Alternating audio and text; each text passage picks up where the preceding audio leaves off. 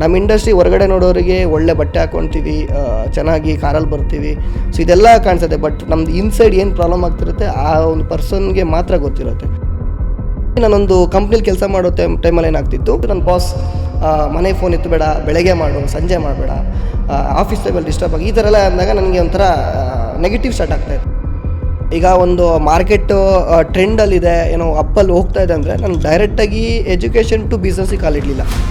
ವಯಸ್ಸು ನೋಡಿ ಜನರು ಪ್ರಾಜೆಕ್ಟ್ ಕೊಡ್ತಾರೆ. ಬೈಸ್ಕೊಂಡೆ, ಹೊಡ್ತಾ ತಿನ್ಸ್ಕೊಂಡೆ, ಮಟೀರಿಯಲಲ್ಲಿ ಮಿಸ್ಟೇಕ್ಸ್ ಮಾಡಿದೆ, ಕಂಪನಿಗೆ ಫಿನಾನ್ಷಿಯಲಿ ಲಾಸ್ ಆಯಿತು. ಇಂಟೀರಿಯರ್ ಫೀಲ್ಡ್ ಒಳ್ಳೆ ಇದೆ, ಮಾರ್ಕೆಟ್ ಒಳ್ಳೆ ಇದೆ, ಇದೊಂಥರ ಭಯ ಅಂದ್ಕೊಂಡೇ ಮಾಡಬೇಕಾಗತ್ತೆ. ಸೊ ನಾವು ಎಲ್ಲರಿಗೂ ಪೇಮೆಂಟ್ ಒಳ್ಳೆ ರಾಜನ್ ಥರ ಕೊಟ್ಬಿಟ್ಟು ಲಾಸ್ಟಿಗೆ ನಾವು ಒಬ್ಬ ಸೈನಿಕ ಅಂತಾನೆ ಭಿಕ್ಷೆ ಬಿಡಬೇಕಾಗುತ್ತೆ. ಫ್ರಾಡ್ ಯಾವ ರೀತಿ ಆಗುತ್ತೆ ಈ ಫೀಲ್ಡಲ್ಲಿ? ನಮಗೆ ಸಿಗುವಂಥ 10 ಕ್ಲೈಂಟ್ಸಲ್ಲಿ 7 ಜನ ಕ್ಲೈಂಟ್ಸ್ ತುಂಬ ದೇವರಂಥ ಮನುಷ್ಯರು, ಇನ್ನು 3 ಜನ ಎಲ್ಲಿ ಎತ್ತುತ್ತಾರೆ ಅಂತಲೇ ಗೊತ್ತಾಗಲ್ಲ. ನನ್ನ ಏಜ್ ಇರೋದು ಯಾರೂ ನಂಬಲ್ಲ, ಬಟ್ ಸ್ಟಿಲ್ 20.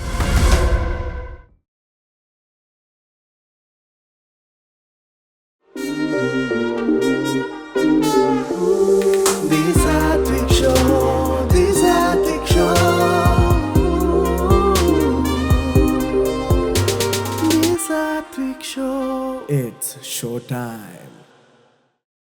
ಹಾಯ್, ಹಲೋ, ನಮಸ್ಕಾರ, welcome to the Satvik show. Interior ಅನ್ನೋದು ಒಂದು ಮನೆಗೆ ತುಂಬ ಇಂಪಾರ್ಟೆಂಟ್. ಸೊ ಇಂಟೀರಿಯರ್ ಡಿಸೈನ್ ಮಾಡುವಂಥ one of the finest in the market ಅಂತ ಹೇಳಿದರೆ ತಪ್ಪಾಗಲಿಕ್ಕಿಲ್ಲ. ಸೊ ಇವತ್ತಿನ ನಮ್ಮ ಸಾತ್ವಿಕ್ ಶೋನ ಗೆಸ್ಟ್ ಯಾರಂತ ಹೇಳಿದರೆ Sharan Shetty. Welcome to the Satvik show. ನಮಸ್ತೆ, ಹೇಗಿದ್ದೀರಾ? ಚೆನ್ನಾಗಿದ್ದೀನಿ. ಹೇಗಾಗ್ತುಂಟು ಲೈಫ್ ನಡೀತಾ ಇದೆ ಒಂದು ಲೆವೆಲ್ಗೆ. ಓಕೆ, ಸೊ ನಮಗೆ ಈಗ ಇಂಟೀರಿಯರ್ಸ್ ಅನ್ನೋದು ನಮಗೆ ಗೊತ್ತಿದೆ, ಅಂದರೆ ಮನೆಗೆ ಇಂಟೀರಿಯರ್ಸ್ ಅನ್ನೋದು ತುಂಬ ಇಂಪಾರ್ಟೆಂಟ್. ಸೊ ಒಂದು ಮನೆಯೊಂದು ಚೆನ್ನಾಗಿ ಕಾಣಬೇಕಾದ್ರೆ, ಒಂದು ಲಕ್ಸುರಿಯಾಗಿ ಕಾಣಬೇಕಾದ್ರೆ ಇಂಟೀರಿಯರ್ಸ್ ಅನ್ನೋದು ತುಂಬ ಇಂಪಾರ್ಟೆಂಟ್ ಆಗುತ್ತೆ ನನ್ನ ಪ್ರಕಾರ. ನಿಮ್ಮ ಚೈಲ್ಡ್ಹುಡ್ ಬಗ್ಗೆ ನಮಗೆ ಸ್ವಲ್ಪ ಹೇಳಿ. ಅಂದರೆ ನೀವು ಕಾಲೇಜಲ್ಲಿ ಎಂತ ಮಾಡಿದ್ರಿ, ನಿಮ್ಮ ಎಜುಕೇಷನ್, ನಿಮ್ಮ ಫ್ಯಾಮಿಲಿ, ಅದರ ಬಗ್ಗೆ ಸ್ವಲ್ಪ ನಮಗೆ ಎಕ್ಸ್ಪ್ಲೇನ್ ಮಾಡಿ. ಸೊ ನನ್ನ ಚೈಲ್ಡ್ಹುಡ್ ಬಂದುಬಿಟ್ಟು, ನನ್ನ ಫ್ಯಾಮಿಲಿ, ನಾನು ಹುಟ್ಟಿ ಬೆಳೆದಿದ್ದು ಊರು ಚಿಕ್ಕಮಂಗ್ಳೂರು ಜಿಲ್ಲೆ, ಮೂಡಿಗೆರೆ ತಾಲೂಕು. ಅಪ್ಪ is A farmer actually. So ಅಮ್ಮನ ಹೆಸರು ಸುಮಿತ್ರಾ ಅಂತ, ಅಪ್ಪ ನಾಗೇಶ್ ಶೆಟ್ಟಿ. ನನಗೊಬ್ಬ ಅಣ್ಣ ಇದ್ದಾನೆ, ಸೊ ಶರತ್ ಶೆಟ್ಟಿ ಅಂತ. ಸೊ ನಮ್ಮ ಚೈಲ್ಡ್ಹುಡ್ ಬಂದುಬಿಟ್ಟು ಕಂಪ್ಲೀಟಾಗಿ ನಮ್ಮ 1ನೇ ಕ್ಲಾಸಿಂದ ಹಿಡಿದು ಡಿಗ್ರಿ ತನಕ ನಮ್ಮದು ಹಾಸ್ಟೆಲ್ ಲೈಫೇ. ಸೊ ಎಲ್ಲೂ ಕೂಡ ಅಪ್ ಆ್ಯಂಡ್ ಡೌನ್, ಮನೆಯಿಂದ ಯಾವುದೇ ರೀತಿ ಓಡಾಡಿಲ್ಲ. ಸೊ ಎಲ್ಲ ಹಾಸ್ಟೆಲ್ ಲೈಫೇ ಆಗಿರೋದು. ಸೊ ಈ ಫೀಲ್ಡ್ಗೆ ಬರಲಿಕ್ಕೆ ಮೇನ್ ರೀಸನು ನನ್ನೊಂದು ಪ್ಯಾಷನ್ ಇತ್ತು, ಇಂಟೀರಿಯರ್ ಡಿಸೈನ್ ಮಾಡಬೇಕು. ಸೊ ನಾನು ಕಾಲೇಜಲ್ಲಿ ಇರಬೇಕಾದ್ರೆ ಏನಾಗ್ತಿತ್ತು ಅಂತ ಹೇಳಿದ್ರೆ, ಒಂದು ಹಿಸ್ಟ್ರಿ ಲೆಕ್ಚರ್ ಅಂತ ಒಬ್ಬರಿದ್ರು, ಮೋಹನ್ ಅಂತ. ಸೊ ಅವ್ರು ನನಗೆ IAS ಮಾಡು, ಹಿಸ್ಟ್ರಿಲಿ ನೀನು ಸ್ವಲ್ಪ ನೀನು ಚೆನ್ನಾಗಿ ಓದ್ತೀಯಾ, IAS ಮಾಡು, ಈ ಥರ KPS ಎಕ್ಸಾಮ್ಸ್ ಎಲ್ಲ ನೀವು ಟ್ರೈ ಮಾಡು ಅಂತ. ಸೊ ನನಗೇನಾಗ್ತಿತ್ತು, ನಾನು ಮೊಬೈಲಲ್ಲಿ ನೋಡಬೇಕಾದ್ರೆ ಒಂದು ನಮ್ಮದು ಆ್ಯಕ್ಚುಲಿ ಮನೆ ಇನ್ನೂ ಕನ್ಸ್ಟ್ರಕ್ಷನ್ ಆಗಿಲ್ಲ. ಸೊ ಆ ಟೈಮಲ್ಲಿ ಏನಾದ್ರು ಮಾಡಬೇಕು ಅಂದಾಗ, ಸೊ ನನಗೆ ಇಂಟೀರಿಯರ್ ಅನ್ನೊಂದು ನಂಗೊಂದು ಡ್ರೀಮ್ ಬಂದುಬಿಡ್ತು. ಸೊ ಈ ಥರ ಡಿಸೈನ್ ಮಾಡಬೇಕು, ಒಂದು ಒಳ್ಳೆಯ ಒಂದು ಪ್ಲ್ಯಾಟ್ಫಾರ್ಮ್ ಸಿಗಬೇಕು, ಒಂದು ಯಾವುದಾದ್ರು ಒಂದು ಕಾಲೇಜ್ ಸಿಗುತ್ತೆ ಅಂತ. ಸೊ ಇಲ್ಲಿಂದ ಸ್ಟಾರ್ಟ್ ಆಯಿತು ನಮ್ಮದು. ಆಫ್ಟರ್ 12th ಆದಮೇಲೆ ನನ್ನ ಸರ್ಚಿಂಗ್ ಬಂದುಬಿಟ್ಟು ನಂದು ಇಂಟೀರಿಯರ್ ಡಿಸೈನ್ಸು ಆಗಾಯಿತು. ಫ್ಯಾಮಿಲಿ ಸಪೋರ್ಟ್ ಹೇಗಿತ್ತು? ಅಂದರೆ ಫಿನಾನ್ಷಿಯಲ್ ಹೇಗಿತ್ತು ಮನೆಯಲ್ಲಿ? ಈಗ ನೀವು ಎಜುಕೇಷನಲ್ಲಿ ನೀವು ಏನು ಕಲ್ತಿದ್ದೀರಾ? ಓಕೆ, ಸೊ ನಂದು ಬಂದುಬಿಟ್ಟು PUC ಆದಮೇಲೆ ನನ್ನ ಫ್ಯಾಮಿಲಿ ಸಪೋರ್ಟ್ ಅನ್ನೋದು ಏನೂ ಇರಲಿಲ್ಲ.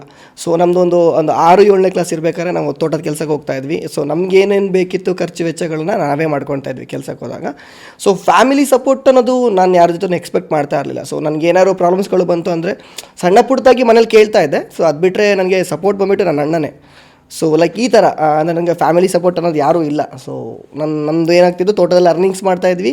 ಸೊ ಬಂದಿರೋ ಇನ್ಕಮ್ ನಮಗೆ ಏನೇನು ಬೇಕು ತೊಗೊಳ್ತಾ ಇದ್ವಿ, ಬಿಟ್ಟರೆ ಇನ್ನು ಆ ಥರ ಏನು ನಮ್ಮ ಎಕ್ಸ್ಪೆಕ್ಟೇಷನ್ ಇಲ್ಲ, ಆ ಫ್ಯಾಮಿಲಿ ಆ ಥರ ಏನು.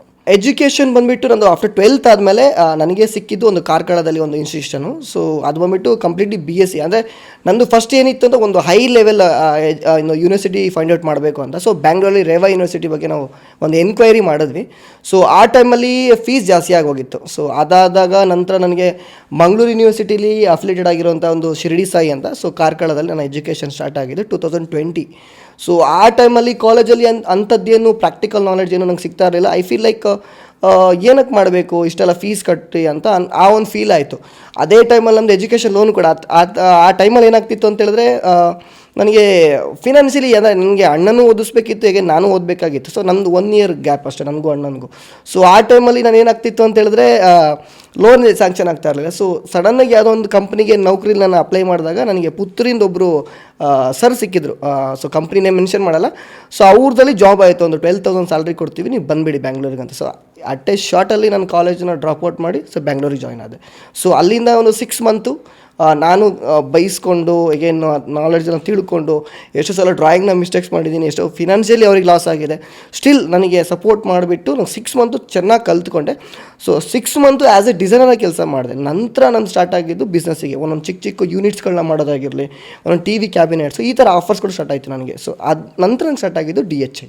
ನಿಮಗೆ ಧೈರ್ಯ ಎಲ್ಲಿಂದ ಬಂತು? ಅಂದರೆ ಈಗ ಯೂಶ್ವಲಿ ನಾವೀಗ ಮನೆಯಲ್ಲಿ ಹೇಳೋದಾದ್ರೆ ಎಜುಕೇಶನ್ ಡ್ರಾಪ್ ಮಾಡ್ತೇನೆ, ನನಗೆ ಇದರ ಒಂದು ಫೀಲ್ಡಲ್ಲಿ ಇಂಟ್ರೆಸ್ಟ್ ಇದೆ ಹಾಗೆ ಹೇಳಿ ಮನೆಯಲ್ಲಿ ಅಷ್ಟು ಬೇಗ ಯಾರಿಗೂ ಒಪ್ಪುದಿಲ್ಲ ಮನೆಯಲ್ಲಿ. ಕರೆಕ್ಟ್. ಬಿಕಾಸ್ ಅವ್ನು ಏನು ಮಾಡ್ತಾನೋ, ಫಿನಾನ್ಷಿಯಲ್ ಸ್ಟೇಬಲ್ ಆಗ್ತಾನೋ ಇಲ್ವಾ ಅಂತ ಅವರಿಗೂ ಕೂಡ ಡೌಟ್ ಇರುತ್ತೆ.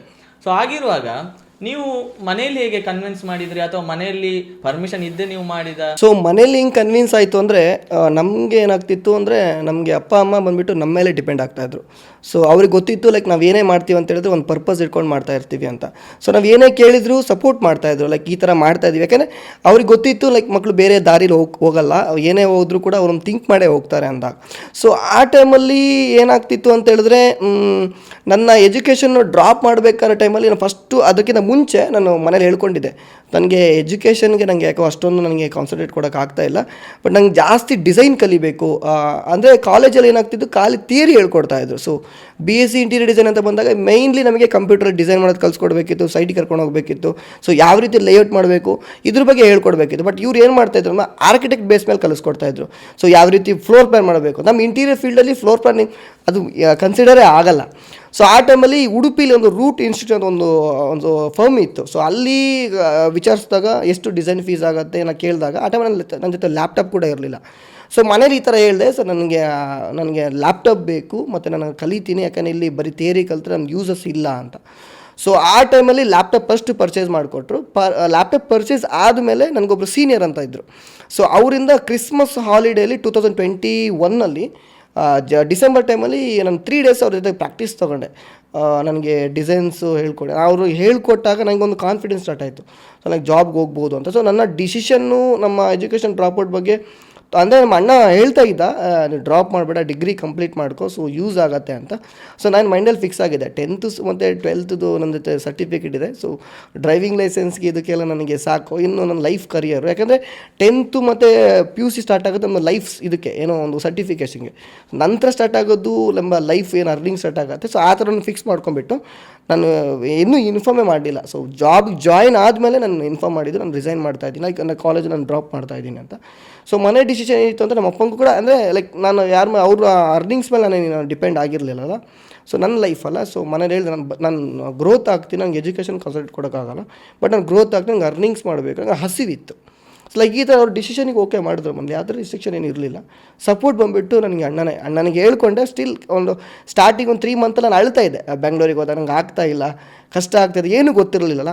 ಆ ಟೈಮ್ ಅಣ್ಣ ಬೈತಾ ಇದ್ದ, ನೀನು ಸುಮ್ಮನೆ ಹೋಗಿದ್ಯಾ, ಇವಾಗ ಎಜುಕೇಷನು ಡ್ರಾಪ್ ಆಗೋಯ್ತು, ಈಗ ನೀನು ಜಾಬು ಮಾಡೋಕ್ಕಾಗ್ತಾಯಿಲ್ಲ, ಬಟ್ ಈಗ ವಾಪಸ್ ನಿನ್ನ ಕಾಲೇಜಿಗೆ ಬಂದರೆ ಎಲ್ಲ ಆಡ್ಕೊಂಡ್ಬಿಡ್ತಾರೆ, ಸುಮ್ಮನೆ ದೊಡ್ಡ ಜನ ಥರ ಹೋಗಿದ್ಯಾ ಬೆಂಗಳೂರಿಗೆ, ಇವಾಗ ನೋಡಿದ್ರೆ ಎಜುಕೇಷನ್ನು ಲೈಕ್ ಕಂಪ್ಲೀಟ್ ಅದನ್ನು ಮಾಡೋಕ್ಕಾಗ್ತಾಯಿಲ್ಲ, ಈಗ ವರ್ಕು ಫೋಕಸ್ ಕೊಡ್ತಾಯಿಲ್ಲ ಅಂತ. ಸ್ಟಿಲ್ ಧೈರ್ಯ ತೊಗೊಂಡೆ. 6 ಮಂತಲ್ಲಿ ನನಗೆ ಆಲ್ಮೋಸ್ಟ್ ಆಗಿ ಒಂದು ಧೈರ್ಯ ಬಂದುಬಿಡ್ತು. ಸೊ 6 ಮಂತ್ ನಂತರ ನನ್ನ ರಿಯಲ್ ಲೈಫ್ ಸ್ಟಾರ್ಟ್ ಆಗಿತ್ತು. ಓಕೆ. ಸೊ DHI ನನಗೆ ಗೊತ್ತಿರೋ ಪ್ರಕಾರ ಡ್ರೀಮ್ ಹೌಸಿಂಗ್ ಇಂಟೀರಿಯರ್ಸ್ ನೀವು ಓನ್ ಮಾಡ್ತೀರಾ? ಹೌದು. So what was that moment, ನೀವು DHI ಸ್ಟಾರ್ಟ್ ಮಾಡಬೇಕು, ನಾನೇ ನಂದೊಂದು ಫರ್ಮ್ ಸ್ಟಾರ್ಟ್ ಮಾಡಬೇಕು, ಸೊ ಅದು ಯಾವಾಗ ನಿಮಗೆ ಅನಿಸ್ತು? ಅಂದರೆ ಓಕೆ, ನಂದು ಬಂದುಬಿಟ್ಟು ನನ್ನ ಕಂಪ್ನೀಲಿ ವರ್ಕ್ ಮಾಡ್ತಾ ಒಂದು 2, 3, 4 ಕಂಪ್ನಿ ಚೇಂಜ್ ಮಾಡ್ತಾ ಇದ್ದೆ. ಸೊ ಲೈಕ್ ಏನೋ ಸ್ಯಾಲ್ರಿ ಇನ್ಕ್ರೀಸ್ಮೆಂಟ್ ಆಗ್ತಾಯಿತ್ತು, ಯಾಕೆ ನನಗೆ ಪ್ರಾಪರ್ ಪೊಸಿಷನ್ ಸಿಗ್ತಾ ಇರಲಿಲ್ಲ ಅಂತ. ಸೊ ಆ ಟೈಮಲ್ಲಿ ನಾನೊಂದು ಕಂಪ್ನೀಲಿ ಕೆಲಸ ಮಾಡೋ ಟೈಮಲ್ಲಿ ಏನಾಗ್ತಿತ್ತು, ಈ ಮೂಮೆಂಟ್ ಬರೋಕ್ಕೂ ಮುಂಚೆ ನನಗೆ ಫ್ಯಾಮಿಲಿಯಿಂದ ಫೋನ್ ಬರ್ತಾಯಿತ್ತು. ಸರ್ ಒಂದು 5 o'clock 6 o'clock ಆಫೀಸ್ ಬಿಡೋ ಟೈಮಲ್ಲಿ. ಸ್ಟಿಲ್ ನನ್ನ ಆಫೀಸ್ ವರ್ಕಿಂಗ್ ಟೈಮಿಂಗ್ಸ್ 10 to 6 ಆಗಿತ್ತು, ಬಟ್ ಸ್ಟಿಲ್ ನನ್ನ ಆಫೀಸಲ್ಲಿ 8:30 9 ಗಂಟೆ ತನಕ ಇರ್ತಾಯಿದೆ. ಆ ಟೈಮಲ್ಲಿ ಏನು ಮನೆಯಿಂದ ಫೋನ್ ಬರ್ತಿರೋ ಆ ಟೈಮಲ್ಲಿ ಏನಾಗ್ತಿತ್ತು, ನನ್ನ ಬಾಸ್ ಮನೆ ಫೋನ್ ಎತ್ತು ಬೇಡ, ಬೆಳಗ್ಗೆ ಮಾಡು, ಸಂಜೆ ಮಾಡಬೇಡ, ಆಫೀಸ್ ಟೈಮಲ್ಲಿ ಡಿಸ್ಟರ್ಬ್ ಆಗಿ ಈ ಥರ ಎಲ್ಲ ಅಂದಾಗ ನನಗೆ ಒಂಥರ ನೆಗೆಟಿವ್ ಸ್ಟಾರ್ಟ್ ಆಗ್ತಾಯಿತ್ತು. ಸೊ ಏನಕ್ಕೆ ವರ್ಕ್ ಮಾಡಬೇಕಿಲ್ಲಿ ಸುಮ್ಮನೆ ಅಂತ ಇನ್ಬಿಟ್ಟು ನಾನು ಪ್ರಾಜೆಕ್ಟ್ಗಳನ್ನು ಮಾಡ್ತಾಯಿದ್ದೆ, 2-3 ಪ್ರಾಜೆಕ್ಟ್ಗಳು ಮಾಡ್ತಾಯಿದ್ದೆ. ಬಟ್ ಅಲ್ಲಿ ಒಂದು ಟೀಮ್ ಇಟ್ಕೊಂಡಿದ್ದೆ. ಸೊ ಅವರೇ ನೋಡ್ಕೊಳ್ತಾ ನಾನು ಜಸ್ಟ್ ಡಿಸೈನ್ ಮಾಡೋದು ಕಳಿಸೋದು ಈ ಥರ ಆಗ್ತಾಯಿತ್ತು.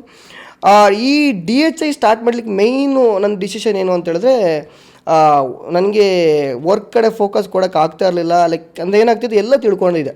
ಡಿಸೈನ್ ಯಾವ ಥರ ಮಾಡಬೇಕು, ಕೊಟೇಶನ್ಸ್ ಯಾವ ಥರ ಮಾಡಬೇಕು, ಯಾವ ಥರ ಕಲರ್ ಸೆಲೆಕ್ಷನ್ಸ್ ಆಗುತ್ತೆ ಕ್ಲೈಂಟ್ ಮುಂದೆ, ಸೈಟ್ಗೆ ಹೋದಾಗ ಯಾವ ಥರ ಮೆಜರ್ಮೆಂಟ್ ತೊಗೊಬೇಕು, ಕ್ಲೈಂಟ್ಸ್ಗಳಿಗೆ ಯಾವ ರೀತಿ ಎಕ್ಸ್ಪ್ಲೈನ್ ಮಾಡಬೇಕೆಲ್ಲ ಫಸ್ಟೇ ಕಲ್ತ್ಕೊಂಡಿದ್ದೆ. 3 years 3.5 years ನನಗೆ ಎಕ್ಸ್ಪೀರಿಯನ್ಸ್ ಆಗಿತ್ತು. ನೆಕ್ಸ್ಟ್ ಡೇ ಏನಾಗೋಯ್ತು, ನಮ್ಮ ಅಣ್ಣಂದು ಕೆಲಸ ಮಾಡ್ತಿರೋ ಒಬ್ಬರು ಬಾಸ್ದು ಒಂದು ಆರ್ಡರ್ ಸಿಕ್ತು. ಯಾಕಂದ್ರೆ ಅವ್ರ ಬಾಸ್ ನನಗೆ ಕಾಂಟ್ಯಾಕ್ಟ್ ಮಾಡಿದಾಗ ನಮ್ಮ ಮನೆ ಇದೆ ಅದನ್ನು ಆಲ್ಮೋಸ್ಟ್ ಒಂದು 25 lakhs ಬಜೆಟ್ ಇತ್ತು. ಸೊ ನಾನು ಅಲ್ಲೇ ಕ್ಯಾಲ್ಕುಲೇಷನ್ ಮಾಡಿಬಿಟ್ಟೆ, 25 lakhs ಅಂದರೆ ಇಷ್ಟು ಪ್ರಾಫಿಟ್ ಸಿಗುತ್ತೆ, ನಂಗೆ ಸ್ಯಾಲ್ರಿ ಕೂಡ ಇಷ್ಟೇ ಇದೆ. ಸೊ ಐ ಥಿಂಕ್ ನಾನು ಕ್ವಿಟ್ ಮಾಡೋಕ್ಕೆ ಅಡ್ವಾನ್ಸ್ ಕೂಡ ಹಾಕಿದ್ದು. ನಮ್ದು ಏನಾಗುತ್ತೆ, ಅಡ್ವಾನ್ಸ್ ಬುಕ್ಕಿಂಗ್ ಆದ್ಕೊಳ್ಳಿ ಏನಾಗುತ್ತೆ, ಕನ್ಫರ್ಮ್ ಫಿಕ್ಸ್ಡ್ ಅಂತ. ಅದು ಬೈ ಚಾನ್ಸ್ ನನ್ನ ಲಕ್ಕೂ ಗೊತ್ತಿಲ್ಲ, ಅದು ನನ್ನ ಐ ಥಿಂಕ್ ಬ್ಯಾಡ್ ಲಕ್ ಅನ್ಸುತ್ತೆ. ಆ ಪ್ರಾಜೆಕ್ಟ್ ನನಗೆ ಅಡ್ವಾನ್ಸ್ ಸಿಕ್ತು, ಬಟ್ ನನಗೆ ಆರ್ಡರ್ ಸಿಗಲಿಲ್ಲ. ಬಟ್ ಅಣ್ಣನಿಗೆ ಒಂದೇ ಮಾತು ಹೇಳಿದ್ದು, ನನಗೆ ಫೋಕಸ್ ಕೊಡೋಕ್ಕಾಗ್ತಾಯಿಲ್ಲ, ನಾನು ಬಿಟ್ಬಿಡ್ತೀನಿ. ಅವನು ಒಂದೇ ಮಾತು ಹೇಳಿದ್ದು, ನೀನು ಜಾಬ್ ರಿಸೈನ್ ಮಾಡ್ತೀಯ ಅಂದರೆ ನಿನ್ನ ಬಾಸಿಗೆ ಒಂದೇ ಇನ್ಫಾರ್ಮ್ ಮಾಡು, ಮನೇಲೇನೋ ಪ್ರಾಬ್ಲಮ್ ಆಗಿದೆ, ಅಪ್ಪನಿಗೇನೋ ಹೆಲ್ತ್ ಇಶ್ಯೂಸ್ ಇದೆ, ಆ ರೀಸನ್ ಹೇಳ್ಬಿಟ್ಟು 3 months ಬಿಟ್ಟು ವಾಪಸ್ ಬರ್ತೀನಿ ಅಂತ ಲೀವ್ ತೊಗೊಂಡು ನೀನು ಹೊರಡ್ಬಿಡು ಅಂತ. ಅವ್ನು ಹೇಳಿದ್ದು ಒಂದೇ ಮಾತು, ನೀನು ಈ ಬಿಸ್ನೆಸ್ಗೆ ಮಾಡ್ತೀಯ ಅಂದರೆ 2 months ಟೈಮ್ ತೊಗೋ, 2 months ಕ್ಲಿಕ್ ಆಯಿತು ಅಂದರೆ DHIಗೆ ನೀನು ಕಾಲಿಡು, ಇಲ್ಲ ಆಗಲಿಲ್ಲ ಎಗೇನ್ ರೀಜಾಯ್ನ್ ಆಗು ಆಫೀಸಿಗೆ ಅಂತ. ಸೊ ಲೈಕ್ ನನಗೆ ಈ ಥರ ನನ್ನ ಮೈಂಡ್ಸೆಟ್ ಈ ಥರ ಫಿಕ್ಸ್ ಮಾಡಿಕೊಂಡು ನಾನು DHIಗೆ ಬಂದಿತ್ತು. ಓಕೆ, ಈಗ DHI ನಾವೀಗ ಬೇಕಾದರೆ ಫರ್ಮ್ ನಾಳೆನೂ ಸ್ಟಾರ್ಟ್ ಮಾಡ್ಬೋದು. ವಿಷಯ ಏನಂದರೆ, ಇನ್ ಅರ್ಲಿ ಡೇಸ್ ನಿಮಗೆ ಟೀಮ್ ಇರಲಿಲ್ಲ, ಹಣ ಇರಲಿಲ್ಲ. ಹೌದು. ಆ ಟೈಮಲ್ಲಿ ನೀವು ಹೇಗೆ ಸರ್ವೈವ್ ಆದ್ರಿ? ಅಂದರೆ ನನಗೆ ಅವಾಗ ಸಿಗ್ತಾ ಇರೋ ಆರ್ಡರ್ಸ್ಗಳು ಹೆಂಗಿರ್ತಿತ್ತು ಅಂದರೆ, ಒಂದು 4 ಲಕ್ಷ 5 ಲಕ್ಷ ಈ ಥರ ಸಿಗ್ತಾ ಇದ್ದಾಗ ನಮಗೇನ ಕಂಟಿನ್ಯೂ ಸಿಗ್ತಾ ಇರಲಿಲ್ಲ. ಒಂದು ಪ್ರಾಜೆಕ್ಟ್ ಸಿಕ್ಕಿದ್ರೆ ನೆಕ್ಸ್ಟ್ ಪ್ರಾಜೆಕ್ಟ್ಗೆ ನಾವು ವೆಯ್ಟ್ ಮಾಡಬೇಕಿದ್ದು 2-3 months ಆದಮೇಲೆ. ಸೊ ನಾನೇನು ಮಾಡ್ತಾಯಿದ್ದೆ, ನಾನು ಆ ಟೈಮಲ್ಲಿ ಸಿಸ್ಟಮ್ ನನ್ನ ಜೊತೆ ಇದ್ದಾಗ ಯಾವಾಗ ಬೇಕೋ ಅವಾಗ ನಾನೇ ಕೂತ್ಕೊಂಡು ಡಿಸೈನ್ ಮಾಡ್ತಾಯಿದ್ದೆ, ನಾನೇ ಸೈಟ್ಗೆ ಹೋಗ್ತಾಯಿದ್ದೆ. ಯಾಕಂದರೆ ಮೇಯ್ನ್ಲಿ ಎಕ್ಸಿಕ್ಯೂಟ್ ಆಗೋದು ಕಾರ್ಪೆಂಟರ್ಸು. ಫ್ಯಾಕ್ಟ್ರಿ ಕೂಡ ಸಪೋರ್ಟ್ ಇತ್ತು, ನಮ್ಮದು ಹೆಬ್ಬಳದಲ್ಲಿ ಫ್ಯಾಕ್ಟ್ರಿ ಇರಬೇಕಾದ್ರೆ ಅವ್ರ ಕಡೆ ಸಪೋರ್ಟ್ ಇತ್ತು. ನಮಗೆ ಮೇಯ್ನ್ಲಿ ಇಂಪಾರ್ಟೆಂಟ್ ಆಗೋದು ಒಂದು ಲೇಬರು ಮತ್ತು ಫ್ಯಾಕ್ಟ್ರಿ. ಕಲರ್ ಸೆಲೆಕ್ಷನ್ಗೆಲ್ಲ ಏನು ಪ್ರಾಬ್ಲಮ್ಸ್ ಆಗ್ತಾಯಿಲ್ಲ, ಮೇಯ್ನಾಗಿ ನಮಗೆ ಡಿಸೈನ್ಗೆ ನಮಗೆ ಹೊಡ್ತಾ ಬೀಳ್ತಾ ಇತ್ತು. ಸೊ ನನಗೆ ಡಿಸೈನ್ ಗೊತ್ತಿರೋದ್ರಿಂದ, ನಾನೆಲ್ಲ ಕಲ್ತ್ಕೊಂಡು ಇದ್ದಿದ್ದರಿಂದ, ಸೊ ನನಗೆ ಡಿಸೈನ್ ನಾನೇ ಮಾಡ್ಕೊತಿದ್ದಾಗ ಸ್ಟಾರ್ಟಿಂಗು ಇನಿಷಿಯಲ್ ಸ್ಟೇಜಲ್ಲಿ ಏನಾಗ್ತಿತ್ತು ಅಂತ ಹೇಳಿದ್ರೆ ವೆರಿ ಮಿನಿಮಲ್ ಪ್ರಾಜೆಕ್ಟ್ ಬರ್ತಾ ಇತ್ತಲ್ಲ. ಸೊ ನಾನೇ ಎಕ್ಸಿಕ್ಯೂಟ್ ಮಾಡಿಕೊಂಡು, ನಾನೇ ಡಿಸೈನ್ ಮಾಡ್ಕೊಂಡು, ನಾನೇ ಸೈಟ್ಗೆ ಹೋಗ್ಬಿಟ್ಟು ಸ್ಟಾರ್ಟ್ ಮಾಡ್ತಾ ಹೋದೆ. ಸೊ ನಂತರ ಅಲ್ಲಿಂದ ನಮ್ಗೆ ಸ್ಟಾರ್ಟ್ ಆಯಿತು ಲೈಕ್ ಒಂದೊಂದೇ ಪ್ರಾಜೆಕ್ಟ್ಗಳು ಬರಲಿಕ್ಕೆ. ಸೊ ಮೇಯ್ನ್ಲಿ ನಮಗೆ ಏನು ಅಂತ ಹೇಳಿದ್ರೆ ಗೊತ್ತಿದ್ದರಿಂದ ನನಗೆ ಸ್ಟಾರ್ಟ್ ಆಗೋಯ್ತು, ಲೈಕ್ ಈ ಥರ ಒಂದು ಎಕ್ಸ್ಪೆಕ್ಟೇಷನ್ ಸಿಕ್ತು ನನಗೆ. ಸೊ ಆ ಥರ. ಓಕೆ, ಈಗ ಜನರಿಗೆ ಹೇಳಿದರೆ ಶಾಕ್ ಆಗ್ಬೋದು, ಈಗ ನಿಮ್ಮ ಏಜ್ ಎಷ್ಟು ಸರ್? ನನ್ನ ಏಜ್ ಹೇಳಿದ್ರೆ ಯಾರೂ ನಂಬಲ್ಲ, but still 22. Even I am 22, but still ನಿಮ್ಮ ಪ್ರಕಾರ ನಿಮಗೆ ಈಗ ಇಷ್ಟು ನಾಲೆಜ್ ಇದೆ, what will be the reason? ಅಂದರೆ ಒಂದು ರೀಸನ್ ಏನಾಗಿರ್ಬೋದು? ರೀಸನ್ ಬಂದುಬಿಟ್ಟು ಆ್ಯಕ್ಚುಲಿ ನನ್ನ ಇಂಡಸ್ಟ್ರಿಗೆ ಡೈರೆಕ್ಟಾಗಿ ಕಾಲಿಡಲಿಲ್ಲ. ಈಗ ಒಂದು ಮಾರ್ಕೆಟ್ ಟ್ರೆಂಡಲ್ಲಿದೆ, ಏನೋ ಅಪ್ಪಲ್ಲಿ ಹೋಗ್ತಾ ಇದೆ ಅಂದರೆ ನಾನು ಡೈರೆಕ್ಟಾಗಿ ಎಜುಕೇಷನ್ ಟು ಬಿಸ್ನೆಸ್ಸಿಗೆ ಕಾಲಿಡಲಿಲ್ಲ. ಎಜುಕೇಷನ್ ಡ್ರಾಪ್ ಮಾಡಿಬಿಟ್ಟು ಒಂದು ರೈಟ್ ಪ್ಲ್ಯಾಟ್ಫಾರ್ಮ್ ತೊಗೊಂಡೆ, ಇಂಟರ್ನಿಯಾಗಿ ನಾನು ಕಲ್ತ್ಕೊಂಡೆ, ಬೈಸ್ಕೊಂಡೆ, ಹೊಡ್ತಾ ತಿನ್ಸ್ಕೊಂಡೆ, ಮಟೀರಿಯಲಲ್ಲಿ ಮಿಸ್ಟೇಕ್ಸ್ ಮಾಡಿದೆ, ಕಂಪನಿಗೆ ಫಿನಾನ್ಷಿಯಲಿ ಲಾಸ್ ಆಯಿತು. ಅಲ್ಲಿಂದ ಕಲಿತೆ. ನಂದು ಏನಿತ್ತು ಸ್ಟಾರ್ಟಿಂಗ್ ಅಂದರೆ, ನನ್ನ ಬಿಸ್ನೆಸ್ ಇರಲಿಲ್ಲ ಸ್ಟಾರ್ಟಿಂಗ್. ನಂದು ಏನಿತ್ತು ಅಂತ ಹೇಳಿದ್ರೆ, ನಂದು as A designer, professional designer ಆಗಬೇಕು. ಯಾಕೆಂತ ಹೇಳಿದ್ರೆ ನಮ್ಮದು ಒಂದು ಪಿಂಟ್ರೆಸ್ಟ್ ಒಂದು ಆ್ಯಪ್ ಬರುತ್ತೆ. ಸೊ ಅದರಲ್ಲಿ 3D ಮಾಡೋರ್ದು ಔಟ್ಪುಟ್ಟು ಒಂಥರ ಇರ್ತಾಯಿತ್ತು, ನಾವು ಮಾಡೋ ಔಟ್ಪುಟ್ ಒಂದೊಂದು ಥರ ಇರ್ತಾಯಿತ್ತು. ಸೊ ನನಗೇನಂತ ಆ ಲೆವೆಲಿಗೆ ರೀಚ್ ಆಗಬೇಕು ಅಂತ. ಸೊ ಅಲ್ಲಿಂದ ಇನ್ನೂ ಹೆಚ್ಚು ಸಾಫ್ಟ್ವೇರ್ ಕಲಿಯೋಕ್ಕೆ ಹೋದೆ. ಸೊ ನಂದು ಕಲ್ತಿದ್ದು ಒಬ್ಬ ಆರ್ಕಿಟೆಕ್ಟು ಕೇರಳದವನು. ಅಲ್ಲಿಂದ ನಾನು ಫಸ್ಟು ಪ್ರಾಕ್ಟೀಸ್ ಮಾಡ್ಕೊಂಡಾಗ ಏನಾಯಿತು, ಡಿಸೈನ್ ಇಂಪ್ರೂವ್ಮೆಂಟ್ ಆಗೋಯಿತು. ಸೊ ಡಿಸೈನಿಂದ ಏನಾಗ್ತಿತ್ತು, ಈಗ ಒಂದು ಆಫೀಸಲ್ಲಿ ಡಿಸೈನರ್ ಕೆಲಸ ಮಾಡ್ತಿದ್ದೀವಿ ಅಂತ ಹೇಳಿದ್ರೆ ನಾನು ಕಂಟಿನ್ಯೂಸ್ ಆಗಿ ಡಿಸೈನರಾಗಿ ವರ್ಕ್ ಮಾಡಲ್ಲ. ಸೊ ಸೈಟ್ಗೆ ಹೋಗಿರುತ್ತೆ, ಫ್ಯಾಕ್ಟ್ರಿ ನೋಡ್ಕೊಳ್ಳೋಕ್ಕಿರುತ್ತೆ, ಅವಾಗ ನಮಗೆ ಚಾನ್ಸು, ಅಪರ್ಚುನಿಟೀಸು ನಾವು ಎಲ್ಲ ಮಾಡ್ತೀವಿ ಅಂದರೆ ಕಂಪ್ನಿಯವ್ರಿಗೆ ಇನ್ನೂ ಖುಷಿನೇ. ಸೊ ನನಗೇನಾಗ್ತದೆ, ಡಿಸೈನ್ ಪಕ್ಕ ಆಗೋದೆ, ಅದಕ್ಕೆ ನೆಕ್ಸ್ಟ್ ಡ್ರಾಯಿಂಗ್ ಸ್ಟಾರ್ಟ್ ಆಗುತ್ತೆ, 2D ಡ್ರಾಯಿಂಗ್, ಪ್ರೊಡಕ್ಷನ್ ಡ್ರಾಯಿಂಗ್ ಅಂತ. ಅದನ್ನು ತಿಳ್ಕೊಂಡು ಎಷ್ಟು ಯೂಸ್ ಮಾಡಬೇಕು, ಎಷ್ಟು ಪ್ಲೈವುಡ್, ಎಷ್ಟು ಗ್ಯಾಪ್ ಕೊಡಬೇಕು, ಎಷ್ಟು ಥಿಕ್ನೆಸ್ ಇರಬೇಕು ಅಂತ. ಸೊ ಅಲ್ಲಿಂದ ಸೈಟಲ್ಲಿ ಮಟೀರಿಯಲ್ ಬೀಳ್ತಾಯಿತ್ತು, ಯಾವ ಥರ ಎಕ್ಸಿಕ್ಯೂಷನ್ ಆಗುತ್ತೆ ಅಂತ. ಸೊ ಇವೆಲ್ಲ ಓವರ್ ಆಲ್ ನಾಲೆಡ್ಜ್ ತೊಗೊಂಡಾಗ ನಮ್ಗೆ ರೆಡಿ ಆಗೋಯ್ತು ನಾಲೆಡ್ಜ್, ಎಕ್ಸಿಕ್ಯೂಟ್ ಮಾಡೋದಷ್ಟೇ. ಸೊ ಹಂಗಾಗಿ ನಂಗೆ ಈ ಥರ ನನ್ನ ಇದಕ್ಕೆ ಇಷ್ಟು ನಾಲೆಡ್ಜ್ಗೆ ರೀಸನ್ ಬಂದುಬಿಟ್ಟು design to execution. Do you think ಈಗ ವಯಸ್ಸು ನೋಡಿ ಜನರು ಪ್ರಾಜೆಕ್ಟ್ ಕೊಡ್ತಾರೆ? ಹಾಂ, ಈಗ ಅದು ಒಂದು ವೆರಿ ಇಂಪಾರ್ಟೆಂಟು. ಇನಿಷಿಯಲ್ ಸ್ಟೇಜಲ್ಲಿ ನಂದು ಕೂಡ ಹಂಗೆ ಆಗ್ತಾಯಿತ್ತು. ಸೊ ನಂದು ಹೆಂಗೆ ಆಗ್ತಾಯಿತ್ತು ಅಂದರೆ 21 22 ಬಿಟ್ವೀನಲ್ಲಿ ನಾನೇ ಸೈಟಿಗೆ ಹೋಗ್ತಾಯಿದ್ದೆ. ಸರ್ ನನಗೆ ಪ್ರಾಜೆಕ್ಟ್ಸ್ಗಳು, ಯಾಕೆಂದರೆ ಈಗ ಕ್ಲೈಂಟ್ಸ್ಗಳು ಇನ್ವೆಸ್ಟ್ ಮಾಡೋದು 1000 ರೂಪೀಸಲ್ಲಿ ಇನ್ವೆಸ್ಟ್ ಮಾಡಲ್ಲ, ಅವ್ರು ಆಲ್ಮೋಸ್ಟ್ ಆಗಿ ಎಬೋವ್ ಲ್ಯಾಕ್ಸ್ ಗಟ್ಟಲೆ ಇನ್ವೆಸ್ಟ್ ಮಾಡ್ತಾರೆ. ಸೊ ಎಬೋವ್ ಲ್ಯಾಕ್ಸ್ ಗಟ್ಟಲೆ ಇನ್ವೆಸ್ಟ್ ಮಾಡ್ತಾರೆ ಅಂತ ಹೇಳಿದ್ರೆ ಒಂದು ಪರ್ಸ್ನಾಲಿಟಿ ಕೂಡ ತುಂಬ ಇಂಪಾರ್ಟೆಂಟ್ ಆಗುತ್ತೆ. ಅವ್ನು ನೋಡ್ತಾರೆ, ಅವ್ನಿಗೆ ಯಾವ ವೇರಿಂಗ್ ಬಟ್ಟೆ ಹಾಕ್ಕೊಂಡಿರ್ತಾನೆ, ಅವನ ಜೊತೆ ಗೋಲ್ಡ್ ಚೈನ್ ಇದೆಯಾ, ಅವನ ಜೊತೆ ಒಂದು 4 ವೀಲರ್ಸ್ ಇದೆಯಾ, ಅಥವಾ ಒಂದು ಫರ್ಮ್ ಇದೆ, ಇಲ್ಲಿ ಎಲ್ಲವನ್ನೂ ಡಿಸೈಡ್ ಆಗುತ್ತೆ. ಸ್ಟಾರ್ಟಿಂಗ್ ಹೋದಾಗ ಏನಾಗ್ತದೆ, ನಾನೇ ವಿಸಿಟ್ ಕೊಡ್ತಾಯಿದ್ದೆ, ಸರ್ ನನಗೆ ಕೊಡಿ ವರ್ಕ್ಸು, ನಾನು ಮಾಡಿಕೊಡ್ತೀನಿ ಅಂತ. ಸ್ಟಾರ್ಟಿಂಗಲ್ಲಿ ಹೆಂಗಾಗ್ತಿತ್ತು ಅಂತ ಹೇಳಿದ್ರೆ ನೋಡೋ ರೀತಿ ಬೇರೆ ಇರ್ತಿತ್ತು, ಬಟ್ ನಮ್ಮ ಪ್ರೂವ್ ಮಾಡೋಕ್ಕೆ ನಮ್ಮ ಜೊತೆ ಏನು, ಯಾಕಂದರೆ ನಮ್ಮದು ಒಂದು ಟ್ಯಾಲೆಂಟ್ನ ಪ್ರೂವ್ ಮಾಡಬೇಕಂದ್ರೆ ಒಂದು ಆಪರ್ಚುನಿಟೀಸ್ ಕೊಡಬೇಕು ಕ್ಲೈಂಟ್ಸ್ಗಳು, ಅದು ಸಿಗ್ತಾ ಇರಲಿಲ್ಲ. ಸ್ಟಾರ್ಟಿಂಗಲ್ಲಿ 100% ಪರ್ಸನಾಲಿಟಿ ತುಂಬ ಇಂಪಾರ್ಟೆಂಟ್ ಆಗುತ್ತೆ, ನಾನು ಆ ಪ್ರಾಜೆಕ್ಟನ್ನ ಟೇಕ್ ಕೇರ್ ಆಫ್ ಮಾಡ್ತೀನ ಇಲ್ವಾ ಅಂತ. ಸೊ ಸ್ಟಾರ್ಟಿಂಗಲ್ಲಿ ನನಗೆ ಅನುಭವಿಸಿದ್ದೀನಿ, ಲೈಕ್ ತುಂಬ ಬೆಗ್ ಮಾಡಿದ್ದೀನಿ ಪ್ರಾಜೆಕ್ಟ್ ಕೊಡಿ ಅಂತ. ಲೈಕ್ 100% ಪರ್ಸನಾಲಿಟಿ ತುಂಬ ಇಂಪಾರ್ಟೆಂಟ್ ಆಗುತ್ತೆ. ಅಂದರೆ ಜನರು ಅಂದ್ಕೊಳ್ತಾರೆ ಇವನು ಇಷ್ಟು ಎಂಗೇಜ್, ನಂದು ಇಷ್ಟು ಲ್ಯಾಕ್ಸ್ ಇದು ಪ್ರಾಜೆಕ್ಟ್ ಮಾಡ್ಬೋದಾ, ಏನು ರೀಸನ್ ಕೊಟ್ಟು ನೀನು ಅವರನ್ನು ನಂಬಿಸ್ಬೋದು? ಸ್ಟಾರ್ಟಿಂಗಲ್ಲಿ ಆ ಥರ ಏನೋ ನನ್ನ ಜೊತೆ ಏನೂ ಇರಲಿಲ್ಲ. ಬೇರೆ ಬೇರೆ ನನ್ನ ಹಳೆ ಕಂಪ್ನಿಯವರು ಮಾಡಿರೋ ಇಮೇಜ್ನ ತೋರಿಸ್ಬಿಟ್ಟು ಅಪ್ರೋಚ್ ಮಾಡ್ತಾಯಿದ್ದೆ. ಸೊ ಸ್ಟಾರ್ಟಿಂಗಲ್ಲಿ ಹೆಂಗೆ ನಂಬುತ್ತಾರೆ ಕ್ಲೈಂಟು ಅಂದರೆ, ಸಪೋಸ್ ಇವಾಗ ಯಾವುದೋ ಒಂದು ಪ್ರಾಜೆಕ್ಟ್ನ ಮಾಡಿರ್ತೀನಿ, ಮಾಡಿದಾಗ ಒಂದು ಲೆವೆಲಿಗೆ ಔಟ್ಪುಟ್ ಬಂದಿರುತ್ತೆ. ಸೊ ನೆಕ್ಸ್ಟು ಅವರ ರೆಫರೆನ್ಸ್ ಆಗುತ್ತೆ ನೋಡಿ. ಈಗ ಅವ್ರ ಫ್ಯಾಮಿಲಿಲೋ ಅಥವಾ ಇನ್ನೊಬ್ಬರು ಯಾರಿಗೋ ರೆಫರೆನ್ಸ್ ಕೊಟ್ಟಾಗ 1, 2 ಆಗುತ್ತೆ, 2, 3 ಆಗುತ್ತೆ, ಸ್ವಲ್ಪ ಪಬ್ಲಿಸಿಟಿ ಆಗಬೇಕು ನಮ್ಮದು. ಸೊ ಪಬ್ಲಿಸಿಟಿ ಆದಾಗ age doesn't matter. So publicity ಆಗುತ್ತೆ, ಅವಾಗ ವರ್ಕ್ ಫಿನಿಶಿಂಗ್ ನೋಡ್ತಾರೆ, ಸೈಟಿಗೆ ಬರ್ತಾರೆ, ನಮ್ಮ ಡಿಸೈನ್ ನಮ್ಮದು ಯಾವ ಥರ ಕ್ರಿಯೇಟಿವ್ ಆಗಿ ಡಿಸೈನ್ ಕೊಡ್ತೀವಿ ಅದು ನೋಡ್ತಾರೆ. ಸೊ ನಂದು ಹೆಂಗಾಯಿತು ಅಂತ ಹೇಳಿದ್ರೆ 1, 2, 3 ನಡೀತಾ ಹೋಯಿತು. ಅದಾದಮೇಲೆ ಸೋಷಿಯಲ್ ಮೀಡ್ಯಾದಲ್ಲಿ ಸ್ವಲ್ಪ ಕ್ಲಿಕ್ ಆಗ್ತಾ ಹೋಯಿತು. ಸೊ ಇವಾಗ ನಮ್ಮದು ಏಜ್ ಮ್ಯಾಟರ್ ಆಗೋಲ್ಲ, ನಾವು ಹೆಂಗೆ ಕಮ್ಯುನಿಕೇಟ್ ಮಾಡ್ತೀವಿ ಕ್ಲೈಂಟ್ ಜೊತೆ, ಯಾವ ಥರ ಡಿಸೈನ್ ಎಕ್ಸ್ಪ್ಲೇನ್ ಮಾಡ್ತೀವಿ ಅವ್ರಿಗೆ ಪ್ರಾಪರಾಗಿ ಯಾವ ಮಟೀರಿಯಲ್ ಯೂಸ್ ಮಾಡ್ತೀವಿ, ಫುಲ್ ಟ್ರಾನ್ಸ್ಪರೆನ್ಸಿ ಇದ್ದರೆ ನೀನು ಎಷ್ಟೇ ಏಜ್ ಆಗಿರು ಅದು ನಿಮಗೆ ಮ್ಯಾಟರೇ ಆಗೋಲ್ಲ. ಸೊ ಲೈಕ್ ಆ ಥರ. ಈಗ ಇಂಟೀರಿಯರ್ ಡಿಸೈನ್ ಫೀಲ್ಡ್ ನೋಡ್ಲಿಕ್ಕೆ ಹೋದರೆ ತುಂಬ ಕಾಂಪಿಟೇಷನ್ ಇದೆ. ಹೌದು. ಸೊ ನಮಗೆ ನೋಡುವವರಿಗೆ ಅಂದರೆ ಫ್ರಮ್ ಫಾರ್ ನಮಗೆ ನೋಡುವಾಗ ಇಂಟೀರಿಯರ್ ಫೀಲ್ಡ್ ಒಳ್ಳೆ ಇದೆ, ಮಾರ್ಕೆಟ್ ಒಳ್ಳೆ ಇದೆ. ಸೊ ಅದರ ಒಳಗೆ ಹೇಗಿದೆ actually, how is the field ಬಂದುಬಿಟ್ಟು ಇದೊಂಥರ ಭಯ ಅಂದ್ಕೊಂಡೇ ಮಾಡಬೇಕಾಗತ್ತೆ. ಸೊ ಯಾಕೆ ಅಂತ ಹೇಳಿದ್ರೆ ಈ ಇಂಟೀರಿಯರ್ ಫೀಲ್ಡಲ್ಲಿ ನಾನೊಬ್ಬ ಒಂದು ಓನ್ಡ್ ಆಗಿರ್ತೀನಿ, ಒಂದು ಫರ್ಮ್ದು ಓನ್ ಆಗಿರ್ತೀನಿ. ಸೊ ಇಲ್ಲಿ ಹೊರ್ಗಡೆ ನೋಡೋರಿಗೆ ತುಂಬ ದುಡ್ಡು ಮಾಡ್ತಾರೆ, ಒಳ್ಳೆ ಅರ್ನಿಂಗ್ಸ್ ಇದೆ ಇವರಿಗೆ, ಲ್ಯಾಕ್ಸ್ ಆ್ಯಂಡ್ ಲ್ಯಾಕ್ಸು ತುಂಬ ಅರ್ನ್ ಮಾಡ್ತಾರೆ ಅಂತ. ಆ್ಯಕ್ಚುಲಿ ಅದು ರಾಂಗು. ಸೊ ಇಂಟೀರಿಯರ್ಸಲ್ಲಿ ಬಿಗ್ ಫೇಲ್ಯೂರ್ ಯಾರಿಗೆ ಅಂತ ಹೇಳಿದ್ರೆ, ಒಬ್ಬ ಪರ್ಸನ್ನು ವೆಂಡರು ಆ ಒಂದು ಕಾಂಟ್ರಾಕ್ಟ್ನ ವಹಿಸ್ಕೊಂಡಿರ್ತಾನೆ ಅವನೇ ಬಿಗ್ ಫೇಲ್ಯೂರ್. ಯಾಕೆ ಅಂತ ಹೇಳಿದ್ರೆ ಇಲ್ಲಿ ಮಟೀರಿಯಲ್ ಸಪ್ಲೈ ಮಾಡೋರು ನೋ ಕ್ರೆಡಿಟ್ಸಲ್ಲಿ ಸಪ್ಲೈ ಮಾಡ್ತಾರೆ. ಸೊ ಏನೇ ಇದ್ದರೆ ಒಂದು 10 days 1 weekಲ್ಲಿ ಸಪ್ಲೈ ಮಾಡ್ತಾರೆ, ಆಮೇಲೆ ನನ್ನ ಅಮೌಂಟ್ ಕ್ಲಿಯರ್ ಮಾಡಲೇಬೇಕಾಗತ್ತೆ. ನಂತರ ಫ್ಯಾಕ್ಟ್ರಿಯವ್ರು ಬಂದಾಗ ಏನಾಗುತ್ತೆ, ಮಟೀರಿಯಲ್ ರೆಡಿ ಮಾಡ್ತಾರೆ, ನೆಕ್ಸ್ಟ್ ಪೇಮೆಂಟ್ ಅಂತ ಹಾಕ್ತಾರೆ, ಸೊ ರಿಲೀಸ್ ಮಾಡಲೇಬೇಕಾಗತ್ತೆ. ನಂತರ ನಮಗೆ ಫ್ಯಾಕ್ಟ್ರಿ ಆದಮೇಲೆ ಇನ್ನು ಹಾರ್ಡ್ವೇರ್ಸ್ ಅಂತೂ ನಿಲ್ಲೋದೇ ಇಲ್ಲ ಎಲ್ಲ ಕೂಡ. ಯಾಕಂದರೆ MSME ಯಾರು ರಿಜಿಸ್ಟರ್ಡ್ ಆಗಿರ್ತಾರೆ ವಿತಿನ್ 45 days ಒಳಗಡೆ ಅವ್ರಿಗೆ ಕ್ಲಿಯರ್ ಮಾಡಲೇಬೇಕಾಗಿರುತ್ತೆ. ಇಫ್ ಇನ್ ಕೇಸ್ ಅವ್ರು ಕ್ಲಿಯರ್ ಮಾಡಲಿಲ್ಲ ಅಂತ ಹೇಳಿದ್ರೆ ರಿಮೈನಿಂಗ್ ಏನು ಬ್ಯಾಲೆನ್ಸ್ ಇರುತ್ತೆ ಕ್ರೆಡಿಟ್ ಅಮೌಂಟು ಪ್ಲಸ್ ಅವರಿಗೆ ಇಂಟ್ರೆಸ್ಟ್ ಕೂಡ ಪೇ ಮಾಡಬೇಕಾಗಿದೆ, ಇದು MSME ರೂಲ್ಸ್ ಪ್ರಕಾರ. ಸೊ ಇಲ್ಲೇನಾಗುತ್ತೆ, ಲೇಬರ್ಸ್ಗಳು ಅಷ್ಟೇ. ಲೇಬರ್ಸ್ಗಳಿಗೆ ನಮಗೆ ಇವಾಗ ಏನಾಗುತ್ತೆ ಅಂತ ಹೇಳಿದ್ರೆ, ನಮ್ಮ ಇಂಡಸ್ಟ್ರಿಲಿ ರಿಚೆಸ್ಟ್ ಪರ್ಸನ್ ಅಂತ ಹೇಳಿದ್ರೆ ನಮ್ಮದು ಲೇಬರ್ಸ್ ಅಂದರೆ ಕಾರ್ಪೆಂಟರ್ಸು. ಸೊ ಯಾಕೆ ಅಂತ ಹೇಳಿದ್ರೆ ಏನೇ ಕೆಲಸ ಮಾಡಲಿ ಅವ್ರಿಗೆ ಆರಾಮ್ಸೆ ಪೇಮೆಂಟ್ ಸಿಗುತ್ತೆ. ನಮ್ಮ ಇಂಡಸ್ಟ್ರಿಲಿ ಹೆಂಗೆ ಅಂತ ಹೇಳಿದ್ರೆ, ನಾವು ಏನೇ ಒಂದು ಪೇಮೆಂಟ್ ಕೇಳೋಕೆ ಹೋದರೂ ರಿಕ್ವೆಸ್ಟಿಂದನೂ ಆಗಲ್ಲ ಅಥವಾ ಏನೋ ನಾವು ದಬ್ಬಾಳಿಕೆಯಿಂದನೂ ಆಗಲ್ಲ. ಸೊ ಹೆಂಗೆ ಅಂತ ಹೇಳಿದ್ರೆ ತುಂಬ ಪೇಷಂಟಾಗಿರಬೇಕು ಕ್ಲೈಂಟ್ ಮುಂದೆ. ಏನಾದರೂ ಮಿಸ್ಟೇಕ್ಸ್ಗಳಾಯಿತು ಅಂತ ಹೇಳಿದ್ರೆ ಆ ವೆಂಡರ್ ಯಾರು ಆ ಪ್ರಾಜೆಕ್ಟ್ನ ಟೇಕ್ ಕೇರ್ ಆಫ್ ಮಾಡ್ತಾ ಇರ್ತಾನೆ ಅವನೇ ನೋಡ್ಕೊಬೇಕಾಗತ್ತೆ. ಸೊ ಫೈನಲಿ ಏನು ರಿಮೈನಿಂಗ್ ಬ್ಯಾಲೆನ್ಸ್ ಉಳ್ಕೊಂಡಿರುತ್ತೆ ಅದು ಆತನ ಪ್ರಾಫಿಟ್ ಆಗಿರುತ್ತೆ. ಸೊ ನಾವು ಎಲ್ಲರಿಗೂ ಪೇಮೆಂಟ್ ಒಳ್ಳೆ ರಾಜನ್ ಥರ ಕೊಟ್ಬಿಟ್ಟು ಲಾಸ್ಟಿಗೆ ನಾವೊಬ್ಬ ಸೈನಿಕ ಅಂತಾನೆ ಭಿಕ್ಷೆ ಬಿಡಬೇಕಾಗತ್ತೆ ಪೇಮೆಂಟ್ಸ್. ನಮ್ಮ ಇಂಡಸ್ಟ್ರಿ ಹೊರಗಡೆ ನೋಡೋರಿಗೆ ಒಳ್ಳೆ ಬಟ್ಟೆ ಹಾಕ್ಕೊಳ್ತೀವಿ, ಚೆನ್ನಾಗಿ ಕಾರಲ್ಲಿ ಬರ್ತೀವಿ, ಸೊ ಇದೆಲ್ಲ ಕಾಣಿಸುತ್ತೆ. ಬಟ್ ನಮ್ದು ಇನ್ಸೈಡ್ ಏನು ಪ್ರಾಬ್ಲಮ್ ಆಗ್ತಿರುತ್ತೆ ಆ ಒಂದು ಪರ್ಸನ್ಗೆ ಮಾತ್ರ ಗೊತ್ತಿರುತ್ತೆ. ಸೊ ನಮ್ಮ ಇಂಡಸ್ಟ್ರಿ ಅಂದ್ಕೊಂಡಂಗೆ ಈಸಿ ಇರಲ್ಲ. ಹೊರಗಡಿನ ಪ್ರಪಂಚಕ್ಕೆ ತುಂಬ ಚೆನ್ನಾಗಿ ಕಾಣಿಸ್ತೀವಿ, ಬಟ್ ಒಳಗಡೆ ಎವ್ರಿ ಪರ್ಸನ್ನು ಸಫರ್ ಪಡ್ತಾನೆ ಇರ್ತಾನೆ. ಯಾಕಂದರೆ ಕೆಲವರು ತುಂಬ ಫ್ರಾಡ್ ಮಾಡ್ತಾರೆ, ದುಡ್ಡೇ ಕೊಡಲ್ಲ, ಫೋನೇ ಪಿಕ್ ಮಾಡಲ್ಲ, ಬ್ಲಾಕ್ ಮಾಡ್ತಾರೆ. ಟೈಮ್ ಏನೂ ಮಾಡ್ಕೊಳಕ್ಕಾಗಲ್ಲ. ಸೊ ಲೀಗಲಿ ಎಲ್ಲ ಡಾಕ್ಯುಮೆಂಟ್ಸ್ ಇತ್ತು ಅಂದರೆ ಪ್ರೂವ್ ಮಾಡ್ಕೊಬೋದು, ಬಟ್ ಲೀಗಲಿ ಇಲ್ಲದೆ ಇರುವಾಗ ಏನಾಗುತ್ತೆ, ಏನೂ ಮಾಡ್ಕೊಳಕ್ಕಾಗಲ್ಲ. ಫೈನಲಿ ಪೇಮೆಂಟ್ ಕೇಳೋ ಟೈಮಲ್ಲಿ ಏನಾಗ್ಬಿಡುತ್ತೆ, ಲೇಡೀಸ್ನ ಮುಂದೆ ಹೇಳ್ಕೊಂಡ್ಬಿಡ್ತಾರೆ, ಲೈಕ್ ಹರಾಸ್ಮೆಂಟು ಅದು ಇದು ಅಂತ. ಸೊ ನಮ್ಮ ಇಂಡಸ್ಟ್ರಿಲಿ ಸಸ್ಟೈನ್ ಆಗೋದು ಸ್ವಲ್ಪ ಕಷ್ಟ. ನೀವು ಫ್ರಾಡ್ ಬಗ್ಗೆ ಹೇಳಿದ್ರಿ, ನಮಗೆ ಅದ್ರ ಬಗ್ಗೆ ಸ್ವಲ್ಪ ಡೆಪ್ತ್ ಆಗಿ ಹೇಳಿ. ಅಂದರೆ ಫ್ರಾಡ್ ಯಾವ ರೀತಿ ಆಗುತ್ತೆ ಈ ಫೀಲ್ಡಲ್ಲಿ? ಫ್ರಾಡ್ ಯಾವ ಥರ ಆಗುತ್ತೆ ಅಂತ ಹೇಳಿದ್ರೆ, ಕ್ಲೈಂಟು ಇವಾಗ ಒಂದ್ಸಲ ನಮ್ಮದು ಮಾತುಕತೆ ಆದಾಗ ಅವ್ರನ್ನ ಬ್ಲೇಮ್ ಮಾಡಲಿಕ್ಕಾಗಲ್ಲ, ಇವರು ಕಂಪ್ಲೀಟ್ಲಿ ಫೇಕ್ ಕ್ಲೈಂಟ್ಸು ಅಂತ. ಯಾಕಂದರೆ ಗೊತ್ತಾಗಲ್ಲ. ಇನಿಷಿಯಲ್ ಸ್ಟೇಜಲ್ಲಿ ಹೆಂಗಾಗುತ್ತೆ ಅಂತ ಹೇಳಿದ್ರೆ ಚೆನ್ನಾಗೇ ನಡೆಯುತ್ತೆ, ಸರ್ ನಮ್ಗೆ ಹಂಗೆ ಮಾಡಿಕೊಡಿ, ಈ ಥರ ಡಿಸೈನ್ಸು, ನಾವೆಲ್ಲ ತುಂಬ ಎಫರ್ಟ್ ಆಗಿರುತ್ತೆ. ನಮ್ಮ ಇಂಟೀರಿಯರ್ ಬಿಸ್ನೆಸ್ ನಡೆಯೋದು ಒಂದು ಟ್ರಸ್ಟ್ ಬೇಸ್ ಮೇಲೆ. ಸೊ ಯಾವುದೇ ರೀತಿ ನೀವು ಇಷ್ಟು ಪೇಮೆಂಟ್ ಕೊಡಲೇಬೇಕು ಮಾಡ್ತೀವಿ, ಇದು ನಮ್ದು ಯಾಕಂದರೆ MNC ರಿಲೇಟೆಡ್ ಅಲ್ಲಲ್ಲ, ನಾವು ಇಂಡಿವಿಜುವಲ್ ವೆಂಡರ್ಸ್ಗಳು.